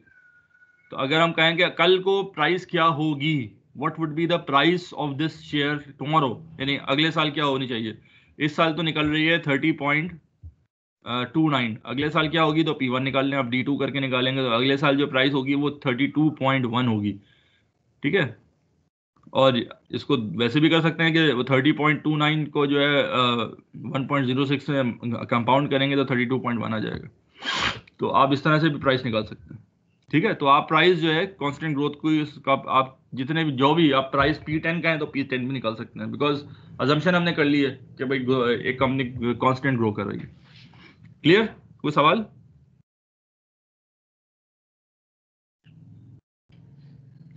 अच्छा, नाउ डिविडेंड यील्ड, जैसे हमने कहा टोटल रिटर्न KS है, जैसे मैंने अभी थोड़ी देर पहले बोला था, तो वो दो हिस्से होते हैं, डिविडेंड यील्ड और कैपिटल गेन। डिविडेंड यील्ड निकालने D1 upon P not is a dividend yield. Dividend yield कितनी निकलेगी? 2.12 is the last dividend D1, P not क्या था, यानी कि जो लास्ट प्राइस थी 30.29 थी, तो डिविडेंड यील्ड इज 7%, ठीक है ना। अगर इसको डिवाइड करेंगे 0.07 बनेगा, 7% बनेगा। कैपिटल गेन यील्ड कैसे निकालेंगे? P1 क्या थी? 32.1, P2 30.29 डिवाइड बाय P1, ठीक है, तो ये बनता है 6%। 7 और 6 जब प्लस करेंगे तो ये बनेगा के टोटल यील्ड विच इज 13%। ये वही 13% है जो हमने यहाँ निकाला था, ठीक है ना। ये जो आपने रिक्वायर्ड रेट, तो ये रिक्वायर्ड रेट ऑफ रिटर्न था, CAPM के थ्रू निकाला था, और ये हमने जो है SML के थ्रू निकाला था, और ये जो है हमने निकाला एक्सपेक्टेड रिटर्न, यानी total dividend yield plus capital gain ली। तो इसका मतलब ये है कि अगर फर्म इक्विलिब्रियम में होगी तो required is equals to expected, ठीक है। कोई सवाल?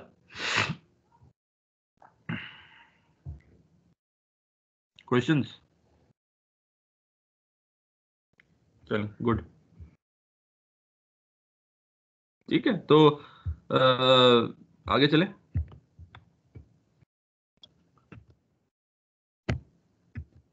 जी sir. What would the expected price today be if G is equals to 0? ये इसका सवाल का जवाब क्या है? अगर G इक्वल टू 0 होगी तो expected price would be the price of preferred stock, यानी कि 2 डिवाइड बाय 0.13 विल बी 15.38। तो प्राइस ऑफ प्रेफर्ड स्टॉक जो है ये प्रेफर्ड बन जाएगा ना। G अगर 0 होता, प्रेफर्ड और कॉमन स्टॉक में क्या फर्क है, यानी कांस्टेंट ग्रोथ वाला, कि प्रेफर्ड स्टॉक का जो है G बदलता नहीं है, कॉमन स्टॉक का G बदल रहा है, ठीक है। तो G अगर 0 होता तो ये प्रेफर्ड स्टॉक बन जाता, तो 2 डिवाइड बाय 0.13 होता है तो 15.38 प्राइस हो जाती, ठीक है। क्लियर है? कोई क्वेश्चन?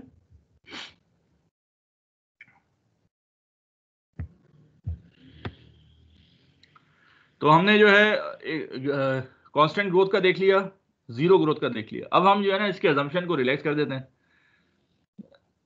अजम्पशन को रिलैक्स ये करते हैं कि हम ये कहते हैं कि अभी तक हमने वो ग्रोथ का स्टेज देखा कि जहाँ पे मैच्योर कंपनी थी।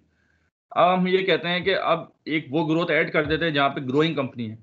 अब ग्रोइंग कंपनी के अंदर क्या होता है कि मैंने शुरू में बताया, जब ग्रोथ स्टेज आता है तो आपका जो है कंपनी का ग्रोथ बहुत ज़्यादा होती है, क्योंकि नई कंपनी होती है और कैपिटल इन्वेस्टमेंट भी हो रही होती है। आगे जो है वो डिविडेंड पे नहीं कर रही होती, तो जो भी उसका जो रिटर्न्स आ रहे होते हैं, FCF आ रही होती है, वो सारा का सारा इंटरनल इन्वेस्टमेंट में जा रहा होता है। तो you have a high growth rate. तो इस केस में क्या होता है नाउ, इस केस के अंदर जो है now you can model that as well. आपने कहा कि 3 साल तक का ग्रोथ रेट है, तो हमने क्या किया कि 3 साल तक जब तक इसका ग्रोथ रेट नॉन कांस्टेंट है तो आपने डिविडेंड मैन्युअली कैलकुलेट कर लिया, 1 का, 2 का, 3 का अलग अलग, और जहां कांस्टेंट हो रहा है उधर आपने प्राइस कैलकुलेट कर दी, तो P3 कैलकुलेट कर दी, और फिर ये सारे वैल्यूज को और P3 को टाइम 0 पे ले गए तो आपकी प्राइस आ जाएगी, ठीक है। तो कैसे करेंगे? आपने D0 से स्टार्ट किया, 2 से। D1 क्या था? 30% से ग्रो करा, नाउ ग्रोथ रेट 30%, तो 2.6 हो गया, तो 2 इंटू 1.3 करेंगे 2.6 हो जाएगा। 3 साल तक जो है इसमें सवाल ये था कि 3 साल तक जो है वो 30% से ग्रो करेगा, उसके बाद कांस्टेंट हो जाएगा 6%, ठीक है। ये क्वेश्चन था ना कि you will be growing at the rate of 30% to before achieving a constant long term growth rate of 6%। तो आपने फर्स्ट ईयर 30% से कराया, 2.6 हो गया। नेक्स्ट ईयर 30% से कराया, अगेन 2.6 मल्टीप्लाई 1.3 या 2 raise to power 1.3 raise to power 2, दोनों कर सकते हैं, तो ये आ गया 3.38। फिर थर्ड ईयर कराया यानी 3.38 इंटू 1.3, 30% किया तो फिर वो आ जाएगा 4.39। फोर्थ ईयर क्या होगा कि 3 साल के बाद 30% ग्रोथ खत्म हो गई, तो फोर्थ ईयर पे जो ग्रोथ होगी वो 6% से होगी। तो फोर्थ ईयर के लिए आपको क्या करना पड़ेगा, जो थर्ड ईयर की जो डिविडेंड है उसको 6% से ग्रो कराया, तो वो 4.39 इंटू 1.06, तो ये बन जाएगा 4.685, ठीक है। अब आपके पास ये डिविडेंड्स आ गए। अब आपको ये मालूम है कि थर्ड ईयर ऑनवर्ड तो ग्रोथ कांस्टेंट है, तो थर्ड ईयर ऑनवर्ड की सारी ग्रोथ है वो थर्ड ईयर की प्राइस में आ सकती है। सो यानी कि ये फोर्थ ईयर से लेके इन्फिनिटी तक के ईयर तक के डिविडेंड जो है उसकी प्रेजेंट वैल्यू प्राइस से मालूम कर सकते हैं। तो P3 निकाल लें अगर, तो P3 के लिए यू नीड D4, तो D4 is 4.685, so D4 4.685 divide by 0.13 यानी 13% minus 6% which is the growth rate, constant growth rate, तो you will get price is 66.54। अब नाउ 66.54 क्या है, तो बेसिकली D4 से लेके D इंफिनिटी तक के जितने भी पॉसिबल डिविडेंड इस कंपनी को मिलेंगे उसकी जो प्रेजेंट वैल्यू है उसकी टोटल वैल्यू 66.54 है। तो अगर हम इसकी 66.54 D3 पे ले लेते हैं और G3 पे 4.3 भी है और ये भी है, तीनों है, ये चारों कैश फ्लोज को टाइम 0 पे ले जाते हैं। तो ये जो इसकी प्राइस आएगी वो आज की प्राइस आ जाएगी। तो D1 पे एक कैश फ्लो थी 2.6, उसको टाइम 0 पे ले गए 2.301 हो गया, सही है ना, 1.13 से डिवाइड कर दिया। तो फिर टाइम 2 वाले को टाइम 0 पे डिस्काउंट कर दिया तो 2.64 हो गया। टाइम 3 पे जो है दो कैश फ्लोज आ रही हैं, एक तो डिविडेंड की कैश फ्लोज है और दूसरी प्राइस की कैश फ्लो है। तो डिविडेंड को टाइम 0 पे ले गए तो 3.045 हो गया, और इस प्राइस को ले गए तो 46.11 हो गया। दोनों को आप ऐड भी कर सकते हैं, दोनों को ऐड करके एक साथ ले जाएं। तो आपने सारा चीज ऐड की तो ये बनता है 54.107। तो आज की price of a non constant super normal growth would be 54.107। Sir ये P3 का फॉर्मूला समझ नहीं आया, ऊपर हमने रखी हुई है 4.658, यानी कि 6% ग्रोथ रेट हुई है लास्ट ईयर के अकॉर्डिंगली। नीचे हमने K minus current year growth किया है। P3 price of third year है। P3 जो है price of P3 is the price of third year. हाँ बिल्कुल। अच्छा, इसका आंसर जो आ रहा है आप ये बता रहे हैं कि इन्फिनिटी तक जो भी हमें रिटर्न मिलेगा उसका करंट हाँ उसकी प्रेजेंट वैल्यू प्राइस है। प्राइस फोर्थ ईयर से लेकर इन्फिनिटी तक जितना भी डिविडेंड मिलेगा उसकी प्रेजेंट वैल्यू। सर ये क्यों निकाला हमने? भाई देखें, प्राइस निकालने के लिए क्या होगा, price is the present value of all the future expected cash flows, यही है ना। तो अगर तमाम कैश फ्लोज की प्रेजेंट वैल्यू निकाल लेंगे वो आज की प्राइस होगी। तो हमें मालूम है पीरियड 1 की 2 की 3 की कैश फ्लोज, 4 ऑनवर्ड हमें जो है ना प्राइस में आ गया, तो 4 ऑनवर्ड की जो कैश फ्लोज हैं वो 66 आ गई। तो इन सबको अगर टाइम 0 पे ले जाएंगे तो ये आपकी प्राइस आ जाएगी। ठीक हो गया सर। ठीक है। और क्योंकि ये प्राइस जो है P3 टाइम 3 की है, क्योंकि टाइम 4 की जो कैश फ्लोज हैं वो सारे इसकी प्रेजेंट वैल्यू 0.3 पे आ रही है, तो 3 पे आपने प्राइस को भी ले गए थे, 3 पीरियड डिस्काउंट किया था, और ये कैश फ्लोज को भी ले गए थे। तो यहाँ पे दो चीजें डिस्काउंट। ओके हो गया सर, बिल्कुल ओके हो गया, समझ गया जी। और कोई अच्छा सवाल? सर, हाँ सर समझ नहीं आया, ये दोबारा बता दें। अच्छा सर आपने स्टार्ट में कहा था कि ये 30% से जो ग्रो करेगी ये इंटरनल इन्वेस्टमेंट होगी, यानी कि डिविडेंड नहीं दे रहा होगा 3 साल तक। इस वजह से हम इसकी जो प्राइस कैलकुलेट कर रहे हैं वो फोर्थ डिविडेंड या नहीं दे रहा होगा, ये ग्रोथ ज्यादा हो रही होगी, आप ये कह लें। डिविडेंड की ग्रोथ ज्यादा हो रही होगी, आप ये कह लें। यानी आप ये कह लें डिविडेंड नहीं दे रहा होगा, मतलब वो इस तरह से होगा कि यहाँ पे तो हमने बहुत क्लियरली एक अजम्पशन की हुई है कि जितनी भी जो कंपनी ग्रो करेगी वो सारा का सारा डिविडेंड फॉर्म में आ रहा होगा। ठीक है, तो इसलिए हमने उसको डिविडेंड की फॉर्म में डाल दिया। अमूमन अगर डिविडेंड नहीं भी देता है तो FCF के अंदर वो आ रहा होगा। तो अगर मैं उस पॉइंट से बात कर रहा था, कंपनी कभी कभी डिविडेंड नहीं देती शुरू के सालों में, तो FCF के अंदर वो फिर भी इनकॉर्पोरेट हो रहा होगा क्योंकि FCF बढ़ रही होगी। तो अगर हम इसको डिविडेंड को अगर हम यहाँ अजम्पशन ये करें कि what ever is your free cash flow वो सारा डिविडेंड की फॉर्म में जा रहा है, तो FCF और डिविडेंड सेम हो जाएगा। तो उस केस के अंदर क्योंकि वो ग्रोथ होती है कंपनी, तो डिविडेंड बढ़ रहा है, तो इस वजह से जो है वो उसके डिविडेंड भी बढ़ रहा है इस सेंस में। ठीक है ना, क्लियर है? जी सर, जी सर। तो इस वजह से हमने वो बात सही है कि हमने जो बात की थी कि डिविडेंड तो नहीं होता यहाँ पे, तो आप डिविडेंड बढ़ा रहे हैं 30, तो इसकी मैंने लॉजिक बता दी कि डिविडेंड नहीं भी होता तो फ्री कैश फ्लो तो जरूर होता है। तो बेसिकली इसमें फोकस ये है कि क्योंकि ग्रो ही कंपनी है, तो ग्रोइंग कंपनी के अंदर पैसा ज्यादा बन रहा होता है, कैश फ्लो ज्यादा आ रही होती है। वो डिविडेंड के फॉर्म में पास ऑन हो या ना हो वो फिर अलग बात है। दूसरा सवाल क्या था वो? जी सदफ कुछ कह रही थी। सर मैं ये पूछ रही हूँ कि आपने ग्रोथ मतलब 3 इयर्स तक 30% रखा है, फिर 6% कर दिया है, ये 6 क्यों करा है? मतलब वो इसलिए किया है कि यहाँ पे हमारा सवाल ये था कि 3 साल तक 30% से ग्रो करेगा और उसके बाद जो है फॉर एवर 6% से करेगा। तो ये हमारी अजम्पशन थी ना, तो उसके हिसाब से हमने 3 साल तक 30% से कराया और 4th ईयर ऑनवर्ड जो है वो 6% से, यानी कि हम ये कह रहे हैं 3 साल के बाद वो कांस्टेंट ग्रोथ पर आ जाएगा। सर मतलब अब वो जितने भी आगे इयर्स ग्रोथ करेगा तो 6% से ही ग्रो करेगा वो। हाँ, फॉर एवर बिल्कुल। तो हमने दो स्टेज में डिवाइड कर दिया, एक सुपर नॉर्मल ग्रोथ है और एक नॉर्मल कांस्टेंट ग्रोथ है। ठीक है, तो सर ये मतलब ये फिक्स कैसे करते हैं कि अब ये 6 से ही करेगा या 7 से करेगा? तो ये फिक्स कैसे मतलब होता है कि कैसे पता चलता है कि इतने से ही करेगा फॉर एवर? भाई ये तो अभी यहाँ पे तो हमने अजम्पशन की हुई है। अब रियल लाइफ के अंदर, हाँ रियल लाइफ के अंदर कैसे फिक्स होता है? रियल लाइफ के अंदर अगर कंपनी कांस्टेंट ग्रोथ में है ना, तो वो एक्चुअली हम ये कहते हैं कि अगर कंपनी इतनी मिच्योर हो गई है, कंपनी के पास कोई फ्यूचर एक्सपेंडिचर मौजूद नहीं है, कंपनी के जी अंदर सर। सैचुरेशन जाती है, सेल्स नहीं बढ़ेगी, तो ऐसी कैश काउ टाइप की कंपनी है। अगर ऐसी कंपनी है तो हमें ये मालूम है कि उसकी जो कैश फ्लो की या प्रॉफिट की जो ग्रोथ होगी वो inflation plus real risk free rate के हिसाब से होगी। यानी कि इकोनॉमी के अंदर जो आप समझ लें कि रियल जो आपका रेट ऑफ रिटर्न है इकोनॉमी के अंदर, जिसको के स्टार कहते हैं, रियल रिस्क फ्री रेट, जी सर। वो, और उसमें आप इन्फ्लेशन को फैक्टर को ऐड कर दें तो कम से कम आपका जो KRF है, यानी कि आपके नॉमिनल रेट है, उतने रेट से तो ग्रो करेगी कंपनी। क्यों करेगी? तो एक ठीक एक तो है। ये कि वो जो कंपनी कैश फ्लो बना रही होगी, यानी कि जो चीज वो बेच रही है उसकी जो है प्राइस भी इन्फ्लेशन के हिसाब से बढ़ती रहेगी, तो उतनी ग्रोथ तो वैसे ही आ जाएगी इन्फ्लेशनरी। आप पॉइंट समझ रहे हैं? जी यानी sir. FCF grow at the rate of inflation, this is the minimum. क्योंकि जो भी चीज आप बना रहे हैं वो कंपनी बना तो रही है ना, चाहे वो उसकी क्वांटिटी नहीं बढ़ा रही, लेकिन जो भी चीज नॉमिनल अमाउंट में बढ़ा रही है वो ग्रो करेगी by the rate of inflation. ठीक है? क्योंकि सेल्स भी ग्रो ओके। करेगी, कॉस्ट ऑफ गुड सोल्ड भी ग्रो करेगा, तो प्रॉफिट भी ग्रो कर जाएगा।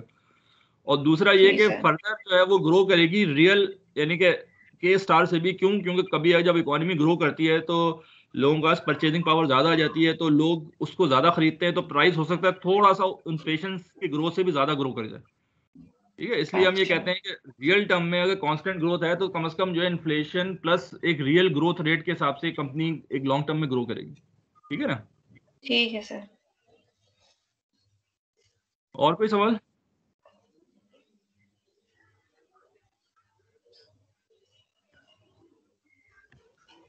चलें, जबरदस्त, आगे चलते हैं।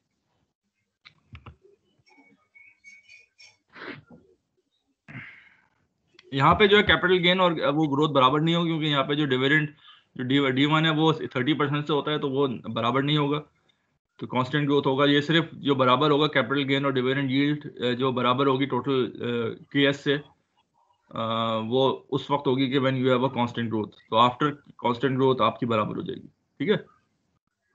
4th ईयर में बराबर हो जाएगी क्योंकि वहाँ पे कांस्टेंट ग्रोथ है, लेकिन 1st से 3rd ईयर तक में बराबर नहीं होगी।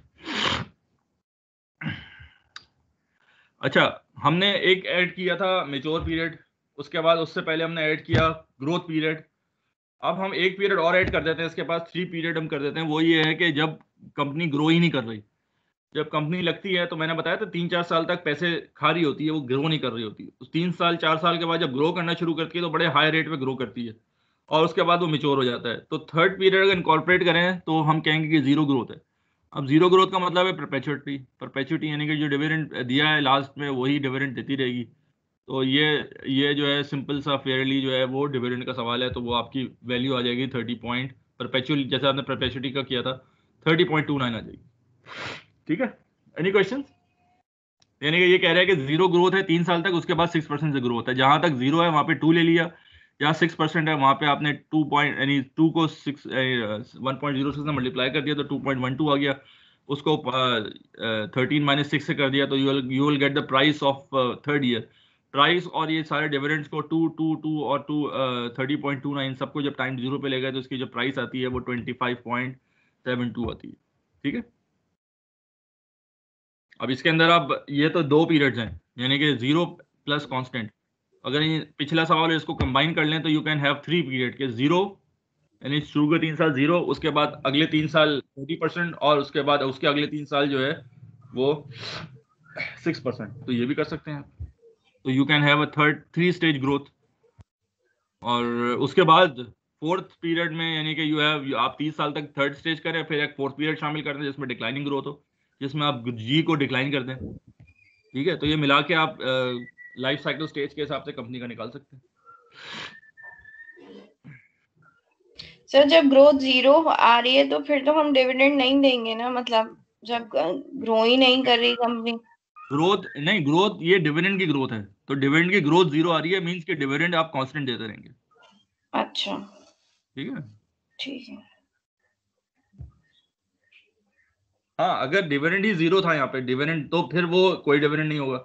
यानी वो ये कह रहा है कि जो भी टाइम D0 था वही D1 होगा, D2 D3 वही वही होगा। तो अगर कंपनी नई नहीं खुली है तो उसमें 1 से लेकर 3 तक कोई डिविडेंड नहीं होता, तो फिर आप क्या करते हैं 2.12 ही निकालते, यानी कि जो 13.2 ना रहता है उसको 3 पे डिस्काउंट कर देते तो आज की प्राइस आ जाती। लेकिन क्योंकि D1 D0 दिया हुआ है 2, तो वही 2 आपका रहा। ठीक है ना। सर अगर कंपनी नई है और उसकी अभी ग्रोथ रेट भी 0 है तो फिर हम उसको डिविडेंड कैसे करेंगे? फिर तो तो हम फिर नहीं देंगे ना डिविडेंड, तो फिर डिविडेंड 0 कर दें, तो डी 0 नॉट कर भी दें। 0 होगा, D1 भी 0 होगा, D2 भी 0 होगा, D3 भी 0 होगा। सर फिर जब कंपनी में ग्रोथ आने लगेगी, जैसे इसमें 3 में आया, हाँ 6% ग्रोथ आने लगी, तो फिर हम डिविडेंड देना शुरू करेंगे उस हाँ, फिर हिसाब डिविडेंड से। देना शुरू करेंगे। तो फिर आपने क्या किया, D4 जब से आपने डिविडेंड देना शुरू किया उससे प्राइस निकाल लिया आपने, और इस जी प्राइस को फिर सिर्फ आप इस प्राइस को अगर सिर्फ टाइम 0 पे ले जाएं तो 20.99 बनेगी। तो क्योंकि बाकी 2 का इफेक्ट नहीं आएगा, ये 3 का इफेक्ट नहीं आएगा, तो उसकी प्राइस ही 20.99 होगी जहाँ पे डिविडेंड 0 होता है। ठीक है, जी सर, ठीक है। ओके।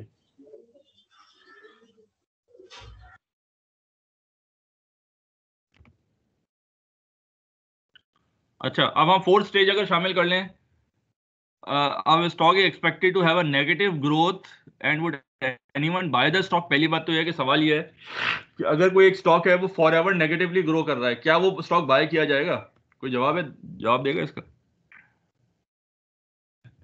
हाँ, क्या वो कोई बंदा बाय करेगा उसको, और क्यों करेगा? एक स्टॉक है वो नेगेटिवली ग्रो कर रहा है, यानी कि D1 उसका कम ज्यादा है, D2 और कम होगा, D3 और कम होगा, फॉर एवर ये कम होता रहेगा।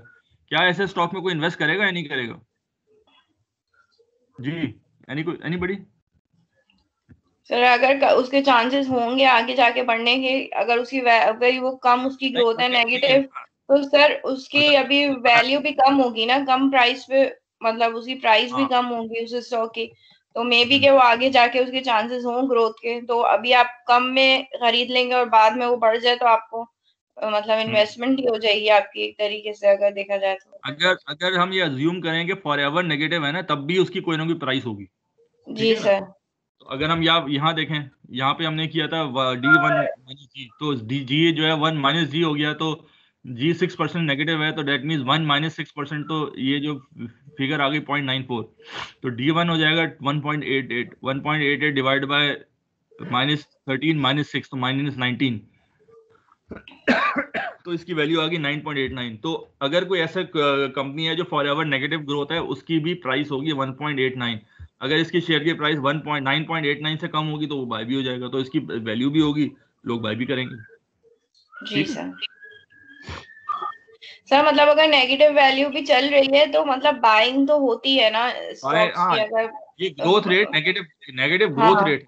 हाँ, नेगेटिव ग्रोथ रेट है भाई। आप D1 तो मिलेगा ना, D2 भी मिलेगा, लेकिन कम होता है मिलेगा ना, तो इसकी जी बाइंग तो फिर सर। भी होगी ना। D1 तो प्राइस अंडर पे इतना करेगा, सर, D1 मिल जाए जी। अंडर जी, वैल्यू बाइंग होगी सर इसकी। अंडर वैल्यू होगी, यानी कि अगर अगर 9 पॉइंट समथिंग वो जो वैल्यू आ रही थी 9.89, इससे कम होगी तो बाय कर लेंगे। ठीक है, लेकिन आप इसकी वैल्यू देखें ना, 30 थी, अब ये 9 हो गई, तो अंडर वैल्यू हो गया। ठीक है,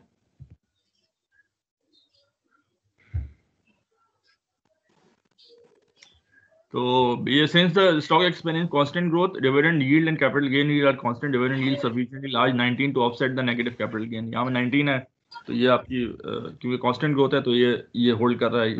ठीक है,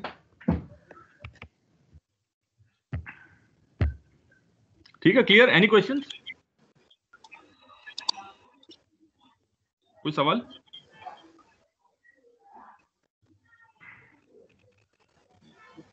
आगे चलें। कॉर्पोरेट वैल्यू मॉडल, अब ये क्या चीज है? ये हमने वही बात की कि जो फॉर मेजॉरिटी स्टॉक होल्डर्स हम स्टार्ट करते हैं फ्री कैश फ्लो से। तो कॉर्पोरेट वैल्यू मॉडल क्या होता है कि आपने फ्री कैश फ्लो से स्टार्ट किया।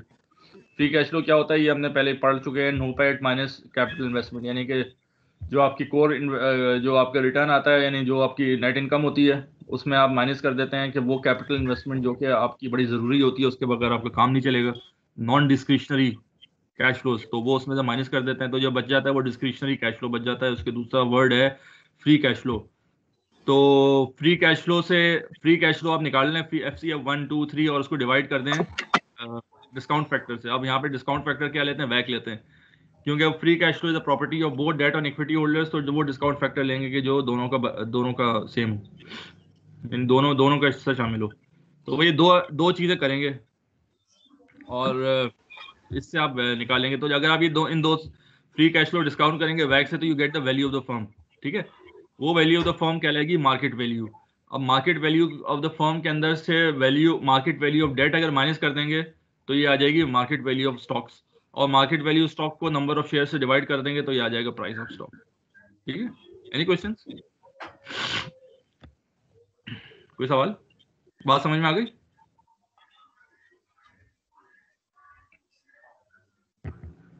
क्लियर है?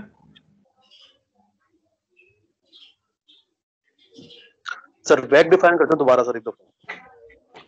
वैक क्या है? वैक is weighted average cost of capital. ठीक है, ये हम शुरू की स्लाइड पर अगर चले जाएं, value of the firm is equals to free cash flow, उसको डिवाइड करते हैं कॉस्ट ऑफ कैपिटल पे। तो ये कॉस्ट ऑफ कैपिटल क्या है? ये बेसिकली अब ये समझें कि जब आपकी कंपनी कैपिटल रेज करती है तो वो दो जगहों से करती है, इक्विटी से और डेट से। तो क्योंकि free cash flow is the property of both debt and equity holder, तो वो डिस्काउंट फैक्टर लेते हैं, यानी अपॉर्चुनिटी कॉस्ट वो लेते हैं कि जो प्रोपोर्शनली वेटेड एवरेज होता है डेट का भी और इक्विटी का भी, तो उसको कहते हैं वैक। वैक का मतलब weighted average cost of capital. ये हम अगले चैप्टर ये पूरा वैक के बारे में ही है। तो अगर हम वैक से कॉस्ट ऑफ कैपिटल से डिवाइड कर देंगे तो you get the value of the firm. सही है ना? तो ठीक है, तो वैल्यू ऑफ द फर्म जो आ जाएगी उसमें से आपने डेट माइनस कर दिया तो इक्विटी आ जाएगी, और इक्विटी को डिवाइड किया नंबर ऑफ शेयर से तो प्राइस आ जाएगी। ठीक है, एनी क्वेश्चन? आगे चलें।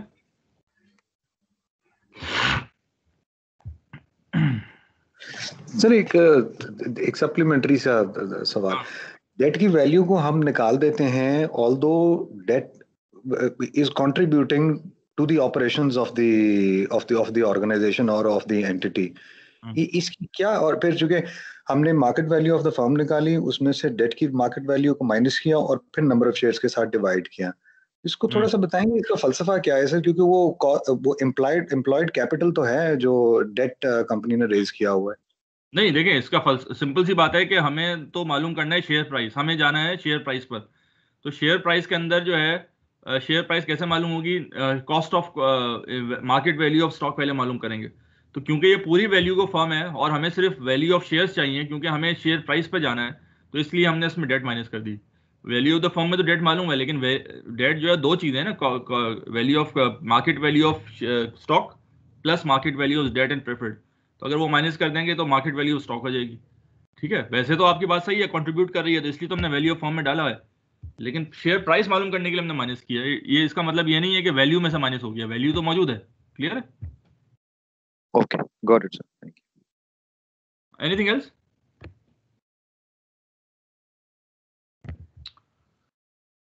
ठीक है, तो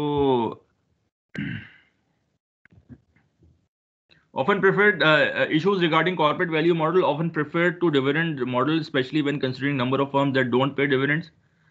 Similar to dividend model assumes some point free cash flow will grow at the rate of constant rate. Terminal value represent the value of the firm at the time the growth become constant.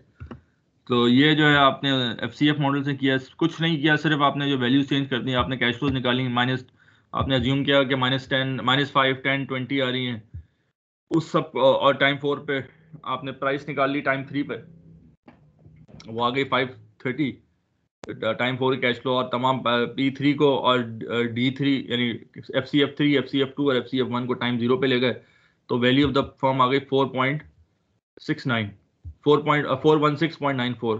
ठीक है ना? अब ये billions के अंदर होगी, जैसे यानी ये समझ लें कि इसकी वैल्यू आ रही है 416 बिलियन रुपीस की आ रही है, लेट्स सपोज। ठीक है, अब इसमें से आपने डेट की वैल्यू माइनस कर दी तो इक्विटी आ जाएगी, और फिर नंबर ऑफ शेयर से डिवाइड कर देंगे तो प्राइस ऑफ शेयर आ जाएगा। क्लियर है?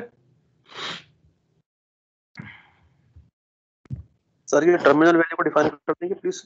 ये टर्मिनल वैल्यू वही है कि जो कि ये वो वैल्यू है कि जब आपकी कैश फ्लो कांस्टेंट हो जाती है ना, यानी कि ये वो वैल्यू है कि जो आपने कांस्टेंट ग्रोथ अजम्पशन से निकाली है।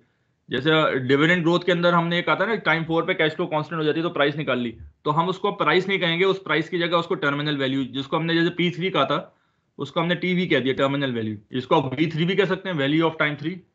ठीक है, ओके, ठीक है, सही है। तो ये वही चीज है, जैसे हमने प्राइस निकाली थी ऐसी value of the firm at time 3, तो ये है 530। Value of the firm at time 1, 2 और 3 का ये है, तो ये तमाम की वैल्यूज ऐड करेंगे तो value of the firm today जो बन जाएगी 416.94। इसमें से आप कॉस्ट ऑफ डेट माइनस कर देंगे विच इज 40 मिलियन, तो ये बन जाएगी 376.94 मिलियन, और उसको डिवाइड कर देंगे नंबर ऑफ शेयर से। इन इस केस के अंदर 10 मिलियन शेयर हैं, तो आपकी शेयर प्राइस आ जाएगी 37.69। डिविडेंड डिस्काउंट मॉडल के हिसाब से आपकी शेयर प्राइस आ रही थी 30 पॉइंट समथिंग, इसके हिसाब से आ रही है 37.69, थोड़ा बहुत फर्क है। क्लियर है?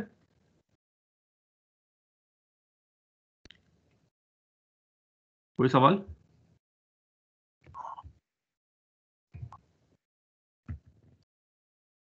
थर्ड मेथड, तीसरा एक और एक्यूरेट method- कौन सी होगी? जी सॉरी सर सवाल ये है कि सर दोनों मॉडल्स में से जो हम प्राइस चेक कर रहे हैं वो एक्यूरेट कौन सी होगी सर, यानी सही करीब कौन सी होगी? एफसीएफ ज्यादा एक्यूरेट, एफसीएफ ज्यादा एक्यूरेट है, क्योंकि एफसीएफ जो है वो डिविडेंड मॉडल से एक स्टेप पहले की है, यानी एफसीएफ निकलती है फिर डिविडेंड निकलेगा ना। तो अगर हम डायरेक्ट एफसीएफ पे चले जाते हैं तो एफसीएफ ज्यादा एक्यूरेट प्राइस है। ठीक, ठीक है।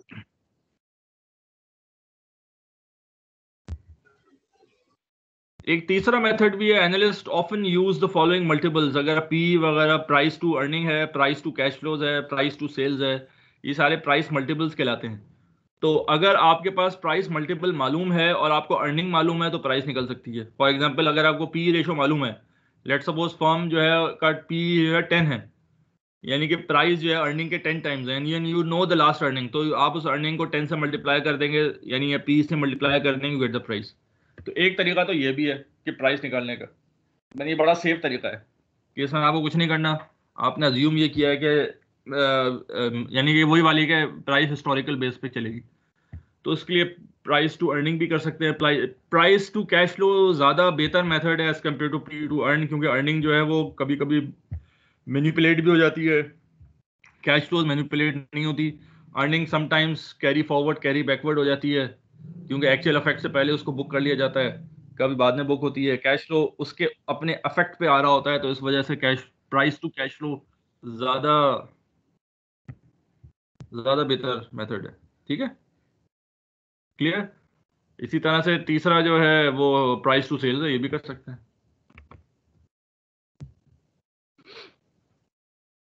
ये इक्विलिब्रियम ने डिस्कस किया था एसएमएल के हिसाब से, ये आपका रिक्वायर्ड रेट ऑफ रिटर्न है, रिक्वायर्ड इक्वल्स टू एक्सपेक्टेड। अच्छा, पहले इस प्राइस मल्टीपल की बात करें तो पी ये रेशो ज़्यादा, ये रेशो जो है पी रेशो का क्या होना चाहिए, यानी कि एक्चुअली इसमें निकाला जाता है एक्सपेक्टेड पी निकालते हैं, एक्चुअली एक्चुअल नहीं होता, एक्चुअल तो हिस्टोरिकल आता है, हम इसमें एक्सपेक्टेड पी निकालते हैं जो कि लॉन्ग टर्म हिस्टोरिकली बेस्ड होता है, लेकिन बहरहाल तो हम एक्सपेक्टेड से मल्टीप्लाई करते हैं अर्निंग। तो ये एक बड़ा क्रूड सा मेथड है, लेकिन वाइडली यूज्ड है प्राइस मल्टीपल्स पे ना।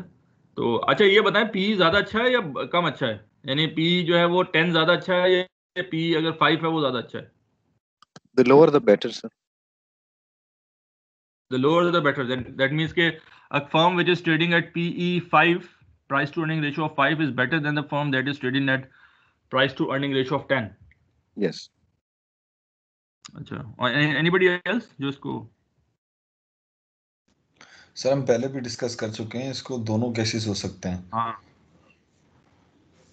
क्या क्या केसेस हो सकते हैं बताएं? सर एक केस तो ये था कि हम ज़्यादा प्राइस देके कम रिटर्न ले रहे हैं, दूसरा केस ये था कि कम प्राइस देके ज़्यादा रिटर्न मिले। कौन सा अच्छा है? सर दोनों पॉसिबल है। नहीं, वो एक कौन सा अच्छा है? वो एक एनालिस्ट व्यू था, इंटरप्रिटेशन का था जो आपने पिछले समझाया था कि प्राइस अर्निंग कोई अपने आप में कुछ नहीं है, वो मल्टीपल आप इसीलिए दे रहे हैं कि उसकी औकात ही उतनी है उस शेयर की ना, मतलब उसकी प्राइस बनती ही वो है, तो ये कोई खास इसमें वो नहीं है। मैंने बात की थी ना कि अगर किसी की प्राइस पी 5 है तो इसका मतलब ये है कि वो कल को डिविडेंड कम देगा, तभी उसकी प्राइस कम आ रही है ना। जी जी सही है ना। और अगर किसी पी जो है अगर 10 आ रहा है तो दैट मीन उसकी प्राइस ज्यादा है, तो कहने का मतलब ये हायर पी स्टॉक्स मींस कि कल को उसके डिविडेंड ज्यादा मिलेंगे। अच्छा, पी का मतलब अगर हम पी कहेंगे तो लास्ट अर्निंग होती है ना, तो अगर किसी का पी कम है 5 है तो दैट मींस के मार्केट इज एक्सपेक्टिंग कि उसको कम डिविडेंड कल को मिलेंगे, जबकि किसी का पी 10 है तो मार्केट इज एक्सपेक्टिंग कि उसको ज्यादा डिविडेंड मिलेंगे। तो वैसे तो बात सही है कि अगर आप ये कहते हैं कि अर्निंग जो है वो अगर पी 5 है तो दैट मीन्स कि मैं अगर आज 100 रुपये इन्वेस्ट करूंगा तो मुझे जो है ना उसमें 5 टाइम्स, यानी दैट मीन्स आप 20 रुपए का डिविडेंड मिलेगा, जबकि PE 10 है तो वो मुझे 10 रुपए का मिलेगा। तो 100 पे 20 रुपए तो बहुत अच्छे लगते हैं, लेकिन एक्चुअली ये 100 पे 20 आपको मिलेगा नहीं, 100 पे 20 का हिसाब से पिछला डिविडेंड मिला है। देयर इज नो गारंटी कि आपको वही 20 रुपए मिले। लेकिन हम मार्केट के हिसाब से हमें मालूम होता है कि मार्केट क्यों है, क्योंकि ये इसकी PE कम है, तो that means market is not for seeing कि आपको डिविडेंड अच्छा देंगी। ठीक है, इस वजह से जो है कम PE वाली की प्राइस तो कम होगी, लेकिन जरूरी नहीं है कि उसके डिविडेंड बड़े हेल्दी हो या कुछ हो। तो इसलिए अमूमन कहा जाता है कि हाई PE स्टॉक्स जो हैं वो ज्यादा बेहतर होते हैं। ठीक है, क्लियर? कोई सवाल? लेकिन सवाल तो नहीं है, लेकिन जनरली कहते हैं ना कि डिविडेंड्स जो हैं वो स्टिकी होते हैं। कंपनीज अपने मतलब अनलेस के इकोनॉमी या इंडस्ट्री में कोई बहुत ही बड़ी कोई चेंज आ जाए, it does not fluctuate to हाँ, दैट एक्सट्रीम। ये तो है। तो हाँ, अगर हम मतलब ये कह सकते हैं अनलेस अनलेस देखें, अब सवाल ये है कि हाई PE का मतलब ये है कि उसके डिविडेंड की ग्रोथ जो है ना, वो डिविडेंड जो है मोरलेस कांस्टेंट रेट से ग्रो कराते हैं। लेकिन सवाल ये है कि अगर लॉन्ग टर्म कंपनीज जो है वो पैसा नहीं बना रही, तो एक ऐसा पॉइंट आएगा कि जहां पे वो डिविडेंड ग्रोथ कराना बड़ा मुश्किल हो जाएगा। तो आप ये समझें कि अगर मार्केट में एक अच्छी अपॉर्चुनिटी मौजूद है, कंपनी अच्छा बना रही है, उसके रिटर्न बहुत हाई हैं, तो वो उसके कल को PE हाई अटैच होगा। और अगर नहीं बना रहे तो रिगार्डलेस कि आप डिविडेंड अच्छा दे रहे हैं, इन्वेस्टर जो है उसको अच्छा रेट नहीं करेगा, उसकी प्राइस अच्छी नहीं होगी, बिकॉज उसका कॉन्फिडेंस नहीं होगा। ये इन्वेस्टर के पास कॉन्फिडेंस नहीं होगा कि फ्यूचर में भी उसके उतनी अच्छे कैश फ्लोज आएंगे, रिगार्डलेस कि आपकी हिस्ट्री ऑफ डिविडेंड बड़ी अच्छी है। ठीक है, ठीक है ना? क्योंकि price is basically future, is not past, its future. ठीक है, क्लियर? समझ में आई बात? चलें आगे चलें। Thank you. तो इक्विलिब्रियम हमने डिस्कस कर लिया, मार्केट इक्विलिब्रियम में होती है, ये हमने पिछली बार डिस्कस कर लिया था। Factors that affect the stock price, हमने जब ये equation, anything that can change in KS, anything that can change the G will affect the cross stock price. KS किस पे अफेक्ट कर सकता है? इन्फ्लेशन, क्योंकि KS जो है वो CAPM के थ्रू KRF, KM और बीटा, ये 3 चीजें ऐसी हैं जिससे आपका KS चेंज हो सकता है। तो अगर मार्केट रिस्क प्रीमियम बढ़ जाए, या मार्केट का रिटर्न बढ़ जाए, या बीटा बढ़ जाए, या रिस्क फ्री बढ़ जाए, या इन्फ्लेशन बढ़ जाए, कोई भी चीज़ बढ़ जाए जो कि KS को चेंज करे, तो इसी वजह से आप देखें जब इन्फ्लेशन ज़्यादा जब बढ़ रहा होता है, तो क्या होता है कि आपके SML लाइन आगे तरफ मूव होती है, तो every return will also increase. लेकिन अगर मार्केट रिस्क प्रीमियम बढ़ जाता है, तो वो हमने लास्ट उसमें SML लाइन के हिसाब से हमने देखा था। G किस चीज़ से बढ़ता है? ग्रोथ रेट, इकोनॉमी से, इकोनॉमिक कंडीशन, मार्केट कंडीशन बेहतर हो जाए या फर्म की कंडीशन बेहतर हो जाए, तो you will have more growth. सही है? प्रेफर्ड स्टॉक की हमने बात कर ली, इट्स हाइब्रिड सिक्योरिटी होती है। हाइब्रिड क्यों कहते हैं? कि इसके अंदर बॉन्ड की कैरेक्टरिस्टिक्स भी हैं और स्टॉक की है। बॉन्ड की कैरेक्टरिस्टिक्स क्या है कि फिक्स रिटर्न होता है, स्टॉक की कैरेक्टरिस्टिक क्या है कि परपेचुअल होती है, तो इन दोनों के बीच की होती है। लेकिन वैल्यूएशन के हिसाब से it is more treated like bond than stocks. ठीक है ना? It's like bond because it has a fix rate and how a company can omit, और ये बात भी है कि company can omit payment without fear of pushing a firm into bankruptcy. अगर कंपनी ने प्रेफर्ड स्टॉक की पेमेंट नहीं की तो वो बैंकरप्ट नहीं कहलाएगी, ये बात है। बॉन्ड में जिस वक्त आपने पेमेंट नहीं की, उस वक्त सॉल्वेंसी और लिक्विडेशन का प्रोसेस या इंसॉल्वेंसी हो जाती है, बैंकरप्सी का प्रोसेस शुरू हो जाता है। स्टॉक्स, प्रेफर्ड स्टॉक में ऐसा नहीं है। लेकिन समटाइम्स ऐसी कंडीशंस होती हैं कि जिस वक्त आपने पे नहीं किया तो आपको वोटिंग राइट मिल जाते हैं या और चीज़ें हो जाती हैं, जिसकी वजह से जो है वो काफ़ी आपकी कंपनी के लिए, मैनेजमेंट के लिए प्रॉब्लम्स हो सकती हैं। लेकिन हम हमारे सरोकार उससे नहीं है, वैल्यूएशन पॉइंट ऑफ व्यू से it is more tilted towards bond. ठीक है ना? कोई क्वेश्चन? Any question? कोई सवाल? अच्छा, वैल्यू कैसे निकालेंगे? वही वाली बात, डिविडेंड प्रेफर्ड स्टॉक का divide by the cost of capital, cost of preferred stock. तो ये K आ जाता है, K इज 10%। ठीक है? और प्राइस निकालने के लिए क्या है कि अगर आप 5 डिवाइड बाय 0.1 करेंगे तो 50 आ जाएगी प्राइस। तो इन इधर case you can calculate the preferred stock dividend. Clear है? Any questions? लास्ट आप ये देखें मार्केट इक्विलिब्रियम का मतलब क्या है। मार्केट इक्विलिब्रियम का मतलब ये है कि expected equals to required. Sir ji एक आप सवाल है। सवाल को कह रहा था? जी सर। प्रेफर्ड स्टॉक का है? सर प्रेफर्ड स्टॉक्स के लिए और कॉमन स्टॉक के लिए के कॉमन होगा, अलग अलग अच्छा होगा, वो चले, कैसे डिफरेंशिएट? सॉरी क्या? सर प्रेफर्ड स्टॉक के लिए और कॉमन स्टॉक के लिए के कैसे कैलकुलेट करेंगे, कैसे डिफरेंशिएट करेंगे उसको, हाँ, ये समझ में। कॉमन स्टॉक का के जो है वो तो रिक्वायर्ड रेट ऑफ रिटर्न कहलाएगा सीएपीएम से, ठीक है ना। प्रेफर्ड स्टॉक का के जो होगा वो अपॉर्चुनिटी कॉस्ट। देखिए के जो है डिस्काउंट फैक्टर होता है, discount factor is the opportunity cost of capital, ठीक है। तो प्रेफर्ड स्टॉक की अपॉर्चुनिटी, यानी एक तो तरीका की है कि के आप निकाल लें एक्सपेक्टेड से, जैसे आपने ये के निकाला है 10%, तो expected dividend that you are getting, ठीक है। एक तो इससे निकाल सकते हैं, दूसरा इससे निकाल सकते हैं कि आप बॉन्ड की जो आपका के आ रहा है, डेट का केडी जो डेट का रिटर्न है उसमें प्लस कर दें रिस्क, थोड़ा सा प्रेफर्ड स्टॉक का वैल्यूएशन का रिटर्न, तो थोड़ा सा रिस्क ज्यादा होगा, ठीक है, सब्जेक्टिवली। क्लियर है? जी जी सर। अच्छा, तो अब आप ये देखें कि ये now market is equilibrium. Equilibrium ये हम ये देख लेंगे इक्विलिब्रियम मार्केट का मतलब क्या होता है। This is the expected and this is the required. Expected equals to required का मतलब ये होता है कि आपका जो रिक्वायर्ड है दिस इज द सीएपीएम या एसएमएल लाइन के हिसाब से आता है, कैपिटल एसेट प्राइसिंग मॉडल। उसके अंदर आपका जो है risk free rate plus K M minus K R F into beta, ठीक है। और एक्सपेक्टेड आपके कैसे निकाला था, this is the expected dividend D one upon P not plus ji.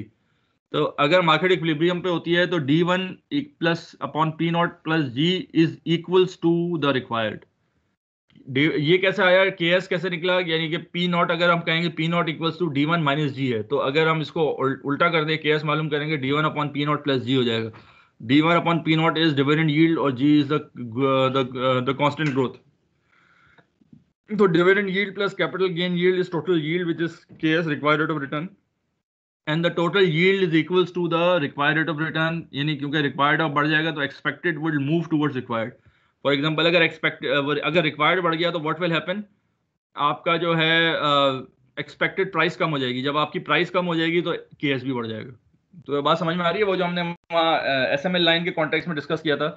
When SML line moves forward what happens कि every stock will became, अगर ऊपर चली जाती है तो every stock will became over priced. जब आपका स्टॉक ओवर प्राइस हो जाएगा तो उसकी प्राइस कम होगी, जिसकी वजह से आपका स्टॉक का रिटर्न बढ़ जाएगा। तो you move towards the SML line. तो अगर एसएमएल लाइन ऊपर चली जाती है तो रिक्वायर्ड रेट ऑफ रिटर्न बढ़ जाता है। जब रिक्वायर्ड रेट बढ़ जाता है तो आपकी जो है ना प्राइस कम हो जाएगी। जब प्राइस कम हो जाएगी तो इसका रिटर्न ही बढ़ जाएगा। क्लियर है, समझ में आया? क्लियर है? कोई क्वेश्चन? जी, एनी क्वेश्चंस?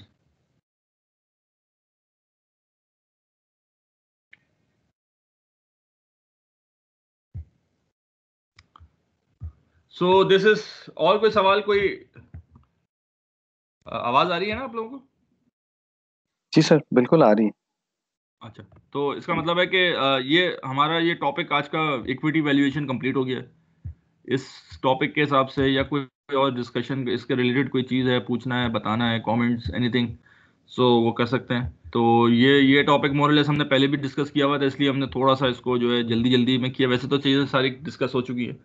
इससे पहले हमने पिछले कोर्स में, पिछले सेमेस्टर में जो है हमने इसका प्रोजेक्ट के में जो है आई थिंक 9th लेक्चर है, वो भी आप देख सकते हैं। वो भी वही चीज़ है और ये भी हमने इंशाल्लाह। तो if you have any questions तो प्लीज़।